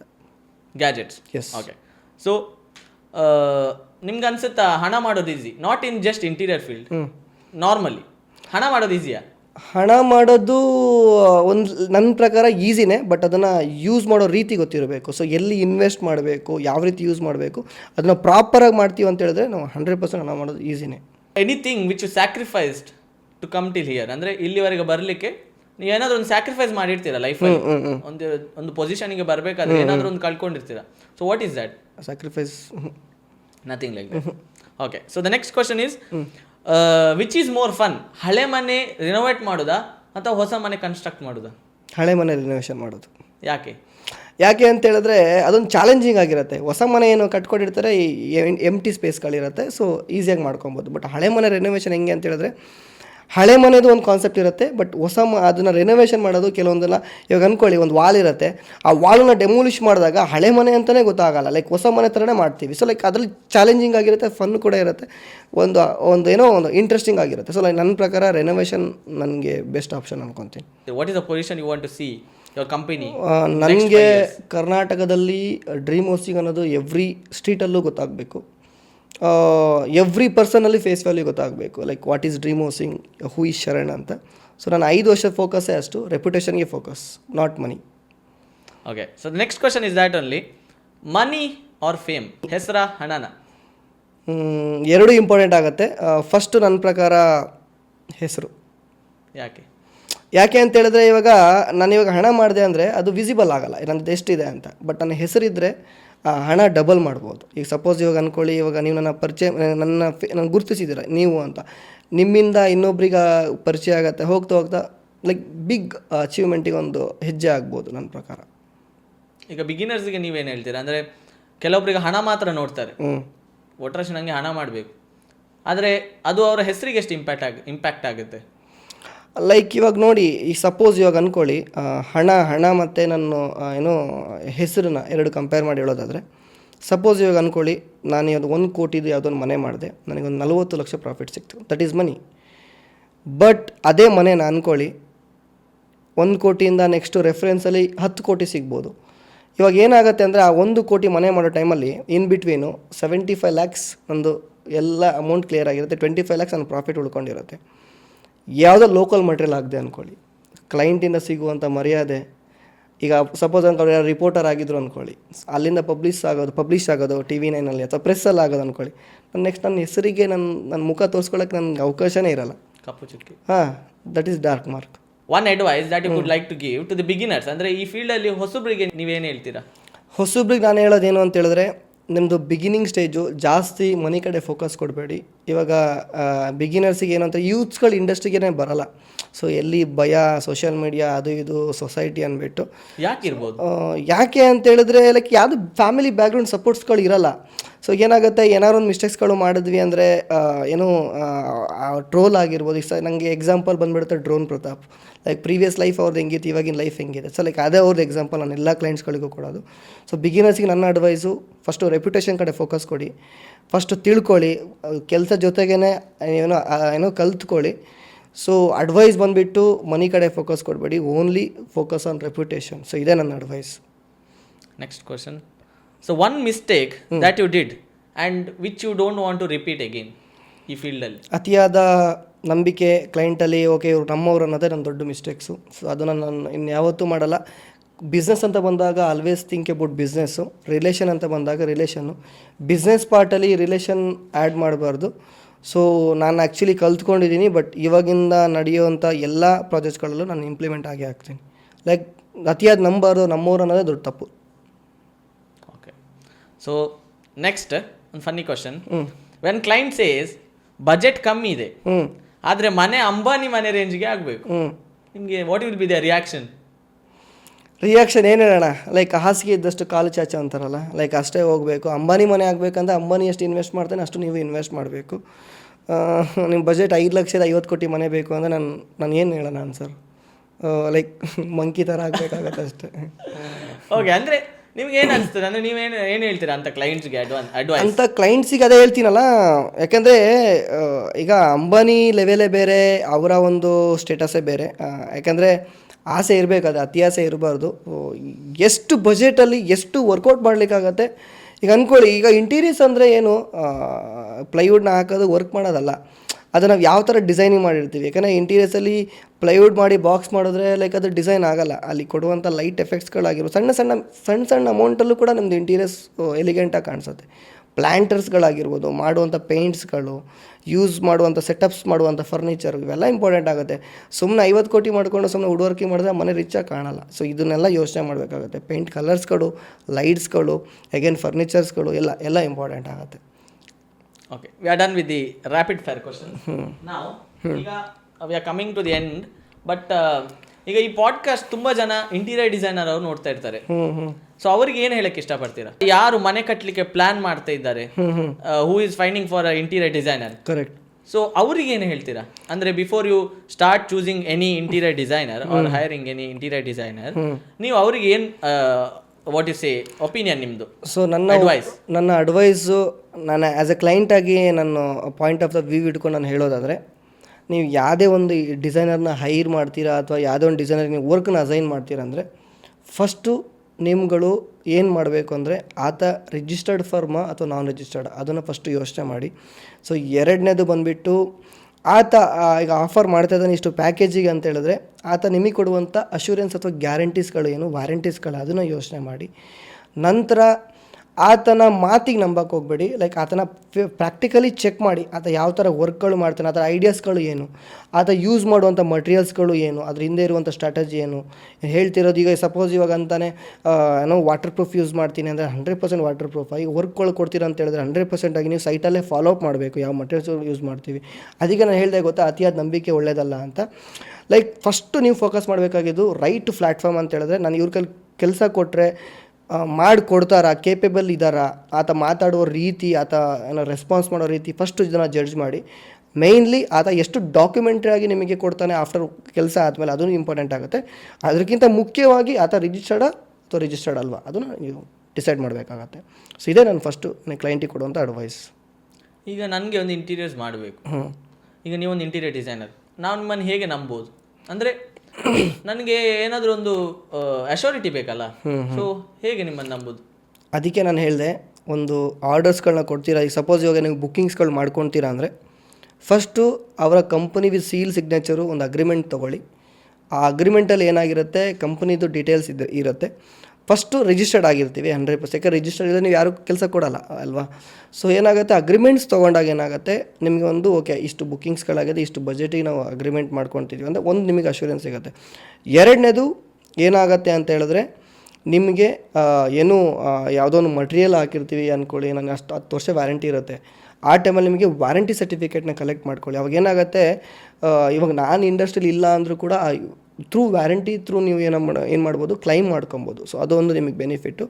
ಮತ್ತು ಈಗ ಲೀಗಲಿ ಆ್ಯಕ್ಷನ್, ನೀವು ಅಂದ್ಕೊಳ್ಳಿ ಈಗ ನನಗೆ 10 ವರ್ಷ ವ್ಯಾರಂಟಿ ಕೊಟ್ಟಿರ್ತೀವಿ, ಬಟ್ ನೀವು ಯಾವುದೇ ಡಾಕ್ಯುಮೆಂಟ್ಸ್ಗಳಿಲ್ಲ ಅಂದರೆ ನೀವು ಯಾವ ಕೋರ್ಟ್ ಯಾವ ಸ್ಟೇಷನ್ಗೆ ಹೋದರೂ ಕೂಡ ನಿಮಗೆ ಲೀಗಲಿ ಏನೂ ನಿಮಗೆ ವರ್ಕೌಟ್ ಆಗೋಲ್ಲ. ಅದೇ ಡಾಕ್ಯುಮೆಂಟ್ರಿ ಇತ್ತು ಅಂತ ಹೇಳಿದ್ರೆ 100% ಈಸಿಯಾಗಿ ಕ್ಲೈಮ್ ಮಾಡ್ಕೋಬೋದು. ಸೊ ಲೈಕ್ ಈ ಡಾಕ್ಯುಮೆಂಟ್ರನ್ನ ಮೇಂಟೈನ್ ಮಾಡಿ, ಅಗ್ರಿಮೆಂಟ್ಸ್ ಆಗಿರ್ಬೋದು, ವಾರಂಟಿಗಳಾಗಿರ್ಬೋದು, ಸೇಲ್ಸ್ ಬಿಲ್ಸ್ಗಳಾಗಿರ್ಬೋದು, ಅಥವಾ ನಿಮಗೆ ಒಂದು ಇನ್ಸ್ಟಾಲೇಷನ್ ಸರ್ಟಿಫಿಕೇಟ್. ಈ 4 ಸರ್ಟಿಫಿಕೇಟ್ ಇತ್ತು ಅಂದರೆ ನಾನು ಮಾಡ್ಕೊಡೋಕ್ಕಾಗಲ್ಲ ಅಂದರೆ ಆ ಸರ್ಟಿಫಿಕೇಟ್ ಥ್ರೂ ನನ್ನ ಮೇಲೆ ನೀವು ಲೀಗಲಿ ಆ್ಯಕ್ಷನ್ ತೊಗೋಬೋದು. ಇದಿಷ್ಟು ಎವ್ರಿ ಕ್ಲೈಂಟ್ಸಿಗೆ ತುಂಬ ಇಂಪಾರ್ಟೆಂಟ್ ಆಗುತ್ತೆ. ಲೈಕ್ ಆ ಒಂದು ರೂಟಲ್ಲಿ ನೀವು ನಾನು ಟ್ರಸ್ಟ್ ಮಾಡ್ಬೋದು. ಓಕೆ, ಈಗ ಅದು ಫೈನಲ್ ಕ್ವಶನ್. ಈಗ ನಿಮ್ಮ ಹತ್ರ ಡ್ರೀಮ್ ಹೌಸಿಂಗ್ ಇಂಟೀರಿಯರ್ಸ್ ಇಲ್ಲ, ನೀವೀಗ zero, can you rebuild it? 100% ಮಾಡ್ತೀನಿ. ಬಿಕಾಸ್ ಯಾಕೆ ರೀಬಿಲ್ಡ್ ಮಾಡ್ತೀನಿ ಅಂದರೆ, ನಾನೇನು ನನ್ನ ಕ್ಲೈಂಟ್ಸ್ಗಳಿಗೆ ಕೊಟ್ಟಿರ್ತೀನಿ ಅಶ್ಯೂರೆನ್ಸು, ಅದನ್ನು ಮತ್ತೆ ಉಳಿಸ್ಕೋಬೇಕು. ಯಾಕಂತೇಳಿದ್ರೆ ರೀಬಿಲ್ಡ್ ಮಾಡಲಿಲ್ಲ ಅಂತೇಳಿದ್ರೆ ನಾನು ಸೋತೆ ಅಂತ ಅರ್ಥ. ಸೊ ನೆಕ್ಸ್ಟ್ ನನ್ನ ಜೊತೆ ಯಾವುದೂ ಆಪ್ಷನ್ಸ್ಗಳು ಇಲ್ಲದೆ ಇರುವಾಗ, ಸಪೋಸ್ ನನ್ನ ಜೊತೆ ಯಾವುದೋ ಒಂದು ಬ್ಯಾಕಪ್ಸ್ ಇತ್ತು, ಯಾವುದೋ ಬೇರೆ ಬಿಸ್ನೆಸ್ ಇತ್ತು ಅಂತೇಳಿದ್ರೆ ನಾನು ಸ್ಕಿಪ್ ಮಾಡಬಹುದೇನೋ. ಬಟ್ ಇಲ್ಲಿ ನಂಬಿ ಕೊಟ್ಟಂಥ ಕ್ಲೈಂಟ್ಸ್ಗಳಿಗೆ ಮೋಸ ಆಗುತ್ತೆ, ನನ್ನ ಒಂದು ರೆಪ್ಯುಟೇಷನಿಗೆ ಪ್ರಾಬ್ಲಮ್ಸ್ಗಳು ಬರುತ್ತೆ. ಸ್ವಲ್ಪ ಟೈಮ್ ತೊಗೊಬಾರ್ದು. 100% ನಾನು ಇರೋ ತನಕ ಡ್ರೀಮ್ ಹೌಸಿಗೆ ನಾನು ಕೆಳಗೆ ಬೀಳೋಕ್ಕಂತೂ ಬಿಡೋಲ್ಲ, ಯಾರಿಂದ ಏನು ಪ್ರಾಬ್ಲಮ್ ಆಗೋಕ್ಕಂತೂ ಬಿಡೋಲ್ಲ. ಡ್ಯಾಮೇಜ್ ಆಯಿತು ಅಂದರೆ 100% ರೀಬಿಲ್ಡ್ ಮಾಡೋದ್ರಲ್ಲಿ ನಾನು ಎರಡನೇ ಮಾತೇ ಇಲ್ಲ, 100% ಮಾಡೇ ಮಾಡ್ತೀನಿ. ಸೊ ಒನ್ ಮೋರ್ ಕ್ಯೂರಿಯಾಸಿಟಿಯಲ್ಲಿ ನಾನು ಕೇಳೋ ಪ್ರಶ್ನೆ ಅಂದರೆ, ಈಗ ಮೆಟೀರಿಯಲ್ಸ್ ಅಲ್ಲಿ ನೀವು ಫ್ರಾಡ್ ಆಗ್ತದೆ ಅಂತ ಹೇಳಿದ್ರಿ, ಅಂದರೆ ಯಾವ ಥರ ಫ್ರಾಡ್ ಆಗುತ್ತೆ? ಅಂದರೆ ಕಂಪನಿಯಿಂದ ಫ್ರಾಡ್ ಆಗುತ್ತಾ ಅಥವಾ ವೆಂಡರ್ಸಿಂದ ಫ್ರಾಡ್ ಆಗುತ್ತಾ? ಓಕೆ, ಸೊ ನಮ್ಗೆ ಹೆಂಗಾಗುತ್ತೆ ಅಂದರೆ, ಇವಾಗ ಮಟೀರಿಯಲ್ ಮ್ಯಾನುಫ್ಯಾಕ್ಚರಿಂಗ್ ಮಾಡೋರು ನಾವುಗಳಲ್ಲ, ಅಂದರೆ ಇಂಟೀರಿಯರ್ ಕಂಪನಿಗಳಲ್ಲ. ಸೊ ಏನಾಗುತ್ತೆ, ಕ್ಲೈಂಟ್ಸ್ಗಳು ಬುಕ್ಕಿಂಗ್ ಮಾಡಿಕೊಂಡು ಒಂದು ಆರ್ಡರ್ನ ನಮಗೆ ಅಸೈನ್ ಮಾಡ್ತಾರೆ ಅಂದರೆ ಕಂಪ್ಲೀಟ್ಲಿ ಕ್ಲೈಂಟ್ಗಳು ನಮ್ಮನ್ನ ಟ್ರಸ್ಟಿಂದ ನಂಬಿಕೆ ಮೇಲೆ ಕೊಟ್ಟಿರ್ತಾರೆ ವರ್ಕ್ಸ್ಗಳು. ಯಾಕಂದರೆ ಕೆಲವೊಂದು ಮಟೀರಿಯಲ್ಗಳು ಫ್ರಾಡ್ ಆಗೋದು ಮ್ಯಾನುಫ್ಯಾಕ್ಚರ್ಗಳಿಂದನೂ ಆಗೋದು, ಮೇಯ್ನ್ಲಿ ಮ್ಯಾನುಫ್ಯಾಕ್ಚರ್ಗಳಿಂದ ಆಗೋದು. ಇವಾಗ ಅಂದ್ಕೊಳ್ಳಿ, ಯಾವುದೋ ಒಂದು ಬ್ರ್ಯಾಂಡ್ ಪ್ಲೈವುಡ್ಗೆ ಅದೇ ಬ್ರ್ಯಾಂಡ್ ನೇಮ್ ಇಟ್ಕೊಂಡು ಲೋಕಲ್ ಸೀಲ್ ಮಾಡೋದು ಇದೆ. ಈಗ ಸುಮ್ಮನೆ ಸೀಲ್ ಮಟೀರಿಯಲ್ ಮಾಡ್ತಾರೆ. ಈಗ ಅಂದ್ಕೊಳ್ಳಿ, DHI ಪ್ಲೈವುಡ್ ಅಂತ ಮಾಡ್ಲಿಕ್ಕೆ ಸಾಧ್ಯನೇ ಇಲ್ಲ. ಯಾಕಂದ್ರೆ ನಾನು DHI ಅನ್ನೋದು ಬಂದುಬಿಟ್ಟು ನಂದು ಇಂಟೀರಿಯರ್ ಫರ್ಮು, ನಾನು ಕೊಡೋ ಸರ್ವಿಸ್ ಕ್ಲೈಂಟಿಗೆ ಕೊಡೋದು. ನಾನು DHI ಪ್ಲೈವುಡ್ ಹೆಂಗೆ ಮಾಡೋಕ್ಕಾಗತ್ತೆ? DHI ಪ್ಲೈವುಡ್ ಮಾಡಬೇಕಂತ ಹೇಳಿದ್ರೆ BIS ಅಲ್ಲಿ ನಾವು ಸರ್ಟಿಫಿಕೇಟ್ ತೊಗೋಬೇಕು, ISI ಸ್ಟ್ಯಾಂಡರ್ಡ್ಗಳಾಗಿರಬೇಕು, ನನ್ನ ಹತ್ರ ಹ್ಯೂಜ್ ದೊಡ್ಡ ಫ್ಯಾಕ್ಟ್ರಿ ಮ್ಯಾನುಫ್ಯಾಕ್ಚರಿಂಗ್ ಇರಬೇಕು, ಎಲ್ಲ ಇತ್ತು ಅಂದರೆ ನಂಗೆ ಲೈಸೆನ್ಸ್ ಇರಬೇಕು, CML ನಂಬರ್ ಕ್ರಿಯೇಟ್ ಆಗುತ್ತೆ, ಲೈಸೆನ್ಸ್ ಇರಬೇಕು. ಅವಾಗ ನಾನು ಮಾಡ್ಬೋದು DHI ಕ್ಯಾಲಿಬ್ರೇಟೆಡ್ ಪ್ಲೈವುಡು ISI 710 BWP ಅಂತ. ಸೊ ಇದೊಂದು ಫ್ರಾಡ್ ಆಗುತ್ತೆ. ಯಾಕಂದರೆ ಯಾವುದೋ ಒಂದು ಮಟೀರಿಯಲ್ ಯಾವುದೋ ಎಂಟಿ ಪ್ಲೈವುಡ್ಗೆ ಸೀಲ್ ಆಗಿಬಿಟ್ಟು ಮಟೀರಿಯಲ್ನ ಸೇಲ್ ಮಾಡಿ ಇದೊಂದು ಫ್ರಾಡ್ ಆಗುತ್ತೆ. ಎರಡನೇದು ಫ್ರಾಡ್ ಏನಾಗುತ್ತೆ ಅಂದರೆ ಈಗ BWP ಮತ್ತು BWR ಅಂದರೆ ವಾಟರ್ ಪ್ರೂಫ್ ಮತ್ತು ವಾಟರ್ ರೆಸಿಸ್ಟೆನ್ಸ್ ಅಂತ.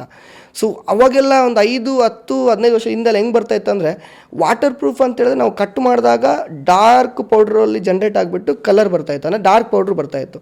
ಸೊ ಇವಾಗ ಹೆಂಗಾಗ್ತಿದೆ ಅಂತ ಹೇಳಿದ್ರೆ ಯಾವುದು ವಾಟರ್ ಪ್ರೂಫು, ಯಾವುದು ವಾಟರ್ ರೆಸಿಸ್ಟೆನ್ಸ್, ಅದು ಯಾವುದು ಕಮರ್ಷಿಯಲ್ ಪ್ಲೈವುಡ್ ಅಂತಲೇ ಗೊತ್ತಾಗಲ್ಲ. ಸೊ ಎಲ್ಲ ಸೇಮ್ ಪೌಡ್ರಾಗೆ ಜನ್ರೇಟ್ ಆಗುತ್ತೆ. ಅದೊಂದು ಮಿಸ್ಟೇಕ್ಸ್, ಅದೊಂದು ಫ್ರಾಡು. ಸೊ ಎರಡನೇದು ಏನು ಅಂತ ಹೇಳಿದ್ರೆ ನಿಮಗೆ ನಾವು ಈಗ ಇಂಟೀರಿಯರ್ಸಲ್ಲಿ ನೀವೇನು ಮಾಡ್ತೀರಾ, ಆ್ಯಸ್ ಎ ಕ್ಲೈಂಟಾಗಿ ನೀವೇನು ಮಾಡ್ತೀರಾ, ನಮ್ಮಲ್ಲಿ ವರ್ಕ್ ಹೆಂಗೆ ನಡೆಯುತ್ತೆ ಅಂದರೆ 60 ಮತ್ತು 40%. ಅಂದರೆ 60% ಸೈಟಲ್ಲಿ ನಡೆಯುತ್ತೆ, ಮಟೀರಿಯಲ್ ಸೈಟಿಗೆ ತಂದು ಹಾಕಿ ಮಾಡುವಂಥದ್ದು. ಇನ್ನು 40% ಫ್ಯಾಕ್ಟ್ರಿಲಿ ನಡೆಯುತ್ತೆ. ಯಾಕೆ 40% ಫ್ಯಾಕ್ಟ್ರಿ ಅಂತ ಹೇಳಿದ್ರೆ ಕಿಚನ್ನು ಮತ್ತು ವಾರ್ಡ್ರೋಬ್ಸ್ಗಳನ್ನ ನಾವು ಜಾಸ್ತಿಯಾಗಿ ಫ್ಯಾಕ್ಟ್ರಿಗೆ ಕೊಡ್ತೀವಿ. ಬಿಕಾಸ್ ಯಾಕೆ ಅಂತ ಹೇಳಿದ್ರೆ ಕಿಚನ್ನ ಜಾಸ್ತಿಯಾಗಿ ಯೂಸ್ ಮಾಡೋದು ಲೇಡೀಸ್ಗಳು. ಸೊ ಡೈಲಿ ಲೈಫಲ್ಲಿ ನಾವೇನು ಮಾಡ್ತೀವಿ, ವಾರ್ಡ್ರೋಬ್ಸ್ಗಳನ್ನ ತೆಗೆದು ಹಾಕೋದು ಮಾಡ್ತಾ ಇರಬೇಕಾದ್ರೆ ಫಿನಿಶಿಂಗ್ ನೀಟಾಗಿರಬೇಕು ಅಂತ. ಸೊ ಮ್ಯಾನುವಲ್ ಅದೇನಾಗುತ್ತೆ, ಫಿನಿಶಿಂಗ್ ಸ್ವಲ್ಪ ಪ್ರಾಪರಾಗಿ ಬರೋಲ್ಲ. ಫ್ಯಾಕ್ಟ್ರಿ ಆದರೆ ನೀಟಾಗಿ ಫಿನಿಶಿಂಗ್ ಬರುತ್ತೆ ಅಂದ್ಬಿಟ್ಟು ನಾವು ಕಿಚನ್ನು ಮತ್ತು ವಾರ್ಡ್ರೋಬ್ಸನ್ನು ಫ್ಯಾಕ್ಟ್ರಿಲಿ ಕೊಡ್ತೀವಿ. ಸೊ ಇಲ್ಲೇನಾಗುತ್ತೆ, ಈಗ ಅಂದ್ಕೊಳ್ಳಿ ಒಂದು 300 ಕ್ವಾಂಟಿಟಿಯ ಪ್ಲೈವುಡ್ ಇದೆ, ಅದೇ 150 ಪ್ಲೈವುಡ್ ಸೈಟಲ್ಲಿ ಬಂದಿರುತ್ತೆ. ಯಾಕಂದ್ರೆ ಅಲ್ಲಿ ಫ್ರಾಡ್ ಮಾಡೋಕ್ಕಾಗಲ್ಲ ಯಾವ ಬ್ರ್ಯಾಂಡು ಏನು ಎತ್ತ ಅಂತ. ಸೊ ಫ್ಯಾಕ್ಟ್ರಿ ಅಂತ ಬಂದಾಗ ಏನಾಗುತ್ತೆ, ನೀವು ಸೈಟಲ್ಲಿ 150 ಬೋರ್ಡ್ ಬಿದ್ದಿರುತ್ತೆ, ನೀವು ನಂಬಿಟ್ಟಿರ್ತೀರ, ಓಕೆ ಶರಣ್ ಅವರು ತುಂಬ ಚೆನ್ನಾಗಿ ಮಾಡ್ತಾರೆ, ಒಳ್ಳೆ ಕ್ವಾಲಿಟಿ ಅಂತ. ಬಟ್ ನೀವು ಮಿಸ್ಟೇಕ್ ಮಾಡೋದಲ್ಲಿ ಈಗ ಫ್ಯಾಕ್ಟ್ರಿಲಿ 150 ಪ್ಲೈವುಡ್ಸ್ ಇರುತ್ತೆ. ಸೊ ಆಫ್ ಅಲ್ಲ. ಸೊ ಫ್ಯಾಕ್ಟ್ರಿಲಿ ಏನಾಗುತ್ತೆ, ಜಸ್ಟ್ ಒಂದು ವೀಡಿಯೋ ಕಾಲ್ ಮಾಡ್ತೀನಿ, ಸರ್ ನೋಡಿ ಸರ್ ನಿಮ್ಮ ಮನೆಗೆ ಯಾವುದೋ ಒಳ್ಳೆ ಗ್ರೀನ್ ಪ್ಲೈವುಡ್ ಹಾಕಿದ್ದೀನಿ, ಫ್ಯಾಕ್ಟ್ರಿಲಿ ಒಳ್ಳೆ 50 ಪ್ಲೈವುಡನ್ನು ಫ್ಯಾಕ್ಟ್ರಿ ತೋರಿಸ್ಬಿಡ್ತೀನಿ ಕ್ಲೈಂಟ್ಸ್ಗಳಿಗೆ, ಸರ್ ಇದೇ ಆಗ್ತಿದ್ದೀವಿ ಅಂತ. ಇನ್ನು ಕೆಲವು ಟೈಮ್ ಏನಾದ್ರೆ ಕ್ಲೈಂಟ್ಸ್ಗಳು ಫ್ಯಾಕ್ಟ್ರಿಗೆ ಬಂದುಬಿಡ್ತಾರೆ, ಸರ್ ತೋರಿಸಿ ನಮ್ಮ ಮುಂದೆನೇ ಪ್ರೊಡಕ್ಷನ್ ಮಾಡಿಸಿ ಅಂತ. ಒಂದು ನೆನ್ಪಿಟ್ಕೊಳ್ಳಿ, ಒಂದು ಪ್ಲೈವುಡ್ ಪೇಸ್ಟಿಂಗ್ ಆಗಬೇಕಂದ್ರೆ ಮಿನಿಮಮ್ 10 ರಿಂದ 15 ನಿಮಿಷ ಬೇಕು. ಯಾಕೆ ಅಂದರೆ ಪ್ಲೈವುಡ್ ಬಂದಾಗ ಅದ್ರದ್ದು ಸ್ಟಿಕ್ಕರಿಂಗ್ ಇರುತ್ತೆ, ಸ್ಟಿಕ್ಕರ್ನ ಹೀಟ್ ಮಾಡಿ ತೆಗೆದು ನಂತರ ಅದನ್ನ ಉಚ್ಕೊಂಡ್ಬಿಟ್ಟು ಅದ್ರ ಮೇಲೆ ಫೆವಿಕಲ್ ಹಾಕಿ ಅದ್ರ ಮೇಲೆ ಮತ್ತೆ ಲ್ಯಾಮಿನೇಟ್ಸ್ ಹಾಕಿ ಮತ್ತೆ ಬ್ಯಾಕ್ ಸೈಡು ಮತ್ತೆ ಅದಕ್ಕೆ ಸೇಮ್ ಸ್ಟಿಕ್ಕರ್ನ ರಿಮೂವ್ ಮಾಡಿ ಮತ್ತೆ ಫೆವಿಕಲ್ ಹಾಕಿ ಮತ್ತೆ ಲ್ಯಾಮಿನೇಟ್ಸ್ ಹಾಕಬೇಕು. ಅದನ್ನು ಫ್ಯಾಬ್ರಿಕ್ ಬೈ ಫ್ಯಾಬ್ರಿಕ್ ಅಂತ ಕರಿತೀವಿ ನಮ್ಮ ಪ್ರೊಡಕ್ಷನ್ ಡಿಪಾರ್ಟ್ಮೆಂಟಲ್ಲಿ. ಅದನ್ನು ಹಾಕಿಬಿಟ್ಟು ಪ್ರೆಸ್ಸಿಂಗ್ ಮಷೀನಲ್ಲಿ ಇಡೋಕ್ಕೆ 15 ನಿಮಿಷ ಬೇಕು. ಈ ಕ್ಲೈಂಟಲ್ಲಿ ಬಂದವರು ಆ ಧೂಳಲ್ಲಿ ನೀವು ಎಷ್ಟು ಹೊತ್ತು ವೆಯ್ಟ್ ಮಾಡ್ತೀರಾ, ಮ್ಯಾಕ್ಸಿಮಮ್ 2 to 3 hours ವೆಯ್ಟ್ ಮಾಡ್ತೀರಾ. ನಂದಲ್ಲಿ ಆಗಬೇಕು ಅಂದ್ರೆ ಒಂದು 20 ರಿಂದ 30 ಪ್ಲೈವುಡ್ ಆಗುತ್ತೆ. ನೀವೇನು ಅನ್ಕೊತೀರಾ, 150 ಪ್ಲೈವುಡ್ ನಾನು ತರಿಸಿರೋದು 50 ಗ್ರೀನ್ ಪ್ಲೈವುಡ್, ಇನ್ನು 100 ಪ್ಲೈವುಡ್ ಯಾವುದೋ ಲೋಕಲ್ ಇರುತ್ತೆ, ಬಟ್ ಅದು ಕ್ಲೈಂಟಿಗೆ ಗೊತ್ತಿರಲ್ಲ. ನೀವೇನು ಮಾಡ್ತೀರಾ, ಶರಣ್ ಓಕೆ ನನಗೆ ಗ್ರೀನ್ ಪ್ಲೈವುಡ್ ಇದೆ, ಯಾಕಂದರೆ ಪ್ಲೈವುಡ್ ಈ ಥರ ಆಗಿರುತ್ತೆ. ಯಾಕಂದರೆ ಕೆಳಗಡೆ ಇಲ್ಲಿರೋದನ್ನ ತೆಗಿಯೋಕ್ಕಾಗಲ್ಲ, ಲೋಡ್ ಜಾಸ್ತಿ ಇರುತ್ತೆ. ಮೇಲ್ಗಡೆ ತೆಗೆದು ತೋರಿಸ್ಬೋದು. ನನ್ನ ಪ್ಲಾನ್ ಏನಿರುತ್ತೆ, ಮೇಲ್ಗಡೆ 50 ಬೋರ್ಡು ಗ್ರೀನ್ ಇಟ್ಟಿರ್ತೀನಿ, ಕೆಳಗಡೆ ಲೋಕಲ್ ಇಟ್ಟಿರ್ತೀನಿ, ಕ್ಲೈಂಟಿಗೆ ಗೊತ್ತಾಗಲ್ಲ. ಓಕೆನಾ? ಸೊ ಆಗೇನಾಗುತ್ತೆ, ನೀವು ಹೋಗಿಬಿಡ್ತೀರಾ. ಇನ್ನು 100 ಪ್ಲೈವುಡ್ ನಾನು ಲೋಕಲ್ ಹಾಕ್ಬಿಟ್ಟು ಎಡ್ಜ್ ಬೆಂಡಿಂಗ್ ಹಾಕ್ಬಿಟ್ಟು ನನ್ನ ಮಗನಿಗೂ ಕಂಡುಹಿಡಿಯೋಕ್ಕಾಗಲ್ಲ ಇದು ಒರಿಜಿನಲೋ ಅಥವಾ ಫೇಕಾ ಅಂತ. ಲೈಕ್ ಈ ಥರ ಫ್ರಾಡ್ ಆಗುತ್ತೆ. ಸೊ ಇದನ್ನು ಹುಷಾರಾಗಿರಬೇಕು. Okay, we are coming to the end of the podcast. So first of all ಈ ಪಾಡ್ಕಾಸ್ಟಿಂದ ತುಂಬ ಜನರಿಗೆ ನಾಲೆಜ್ ಅಂತೂ ಸಿಕ್ಕಿದೆ. ಯಾಕಂತ ಹೇಳಿದರೆ ಈಗ ಯೂಶ್ವಲಿ ಈಗ ನಾನು ಒಂದು ಮನೆ ಮಾಡೋದಾದರೆ ನಾನು ಇಷ್ಟೆಲ್ಲ ಥಿಂಕ್ ಮಾಡೋದಿಲ್ಲ. ಕರೆಕ್ಟ್. ಸೊ ನಾನು ಫಸ್ಟ್ ನೋಡಿದೆ ಏನಂತ ಹೇಳಿದರೆ ಯಾರು ಕಮ್ಮಿಗೆ ಮಾಡ್ತಾರೆ. ಕರೆಕ್ಟ್. ಫ್ಯಾಕ್ಟ್ ಅದು. ಅಂದರೆ ಜನರಿಗೆ ಈಗ ಏನಾಗಬೇಕಂದ್ರೆ ಒಳ್ಳೆ ಕೆಲಸ ಆಗಬೇಕು, ಹಣ ಖರ್ಚು ಕಮ್ಮಿ ಆಗಬೇಕು. ಸೊ ಆ ಥರ ಇರುವಾಗ ಸೊ ನೀವು ಒಂದು ಒಳ್ಳೆ ಒಂದು ಎಜುಕೇಷ್ನಲ್ ಪಾಡ್ಕಾಸ್ಟ್ ಥರ ಆಯ್ತು ಇದು. ಸೊ ನೀವು ತುಂಬ ಜನಕ್ಕೆ ಇನ್ಫಾರ್ಮೇಷನನ್ನು ಕೊಟ್ಟಿದ್ದೀರಾ. ಈಗ ಬಿಗಿನರ್ಸ್ ಈ ಫೀಲ್ಡಿಗೆ ಬರುವವರಿಗೆ ಅಥವಾ ಯಾರು ಮನೆ ಕಟ್ತಿದ್ದಾರೆ, ಸೊ ಅಂಥವರಿಗೆ ಅದು ಕೂಡ ಈ ಏಜಲ್ಲಿ ಇಷ್ಟು ನಾಲೆಜ್ ಇರೋದಂತ ಹೇಳಿದರೆ ಸುಮ್ಮನೆ ವಿಷಯ ಅಲ್ಲ. ಸೊ ಅದಕ್ಕೆ ನಿಮಗೆ ನಾನು ಥ್ಯಾಂಕ್ಸ್ ಹೇಳಬೇಕು ನಮ್ಮ ಪಾಡ್ಕಾಸ್ಟಿಗೆ ಬಂದಿದ್ದಕ್ಕೆ. ಸೊ ಅದಾದಮೇಲೆ so thank you so much for coming. ನನಗೆ ಈ ಥರದೊಂದು ಪಾಡ್ಕಾಸ್ಟ್ ಮಾಡಲಿಕ್ಕಿತ್ತು. ಯಾಕಂತ ಹೇಳಿದರೆ ಈ ಥರ ಪಾಡ್ಕಾಸ್ಟ್ ಯಾರು ಮಾಡಲ್ಲ. ಅಂದರೆ ಎಲ್ಲರೂ ಒಂದು ರೆಪ್ಯೂಟೆಡ್ ಪರ್ಸನ್ಸ್ ಅಥವಾ ಯಾರು ಫೇಮ್ ಇದೆ ಕರೆಕ್ಟ್ ಅಂಥವ್ರನ್ನ ಕರ್ಕೊಂಡು ಪಾಡ್ಕಾಸ್ಟ್ ಮಾಡ್ತಾರೆ. But still I wanted to make this because ಇಂಥ ಪಾಡ್ಕಾಸ್ಟ್ ಬೇಕು, ಇಂಥ ಇನ್ಫಾರ್ಮೇಶನ್ ಜನರಿಗೆ ರೀಚ್ ಆಗಬೇಕು. ಬಿಕಾಸ್ ಈಗಿನ ಕಾಲದಲ್ಲಿ ಫ್ರಾಡ್ ತುಂಬಾನೇ ಆಗ್ತಾ ಇದೆ. ಅದಕ್ಕೋಸ್ಕರ ನಿಮ್ಮನ್ನು ಈ ಪಾಡ್ಕಾಸ್ಟ್ಗೆ ನಾನು ಇನ್ವೈಟ್ ಮಾಡಿದ್ದೆ. So thank you so much for coming. So we are ending this episode. I think ನಿಮ್ಗೆ ಎಲ್ರಿಗೂ ಈ ಪಾಡ್ಕಾಸ್ಟ್ ಇಷ್ಟ ಆಯ್ತು ಅಂತ ಅನ್ಸುತ್ತೆ. ಇಷ್ಟ ಆದರೆ ಲೈಕ್ ಮಾಡಿ, ಶೇರ್ ಮಾಡಿ, ಕಮೆಂಟ್ ಮಾಡಿ, ಸಬ್ಸ್ಕ್ರೈಬ್ ಮಾಡಿ. And thank you so much for coming. Thank you. Bye bye.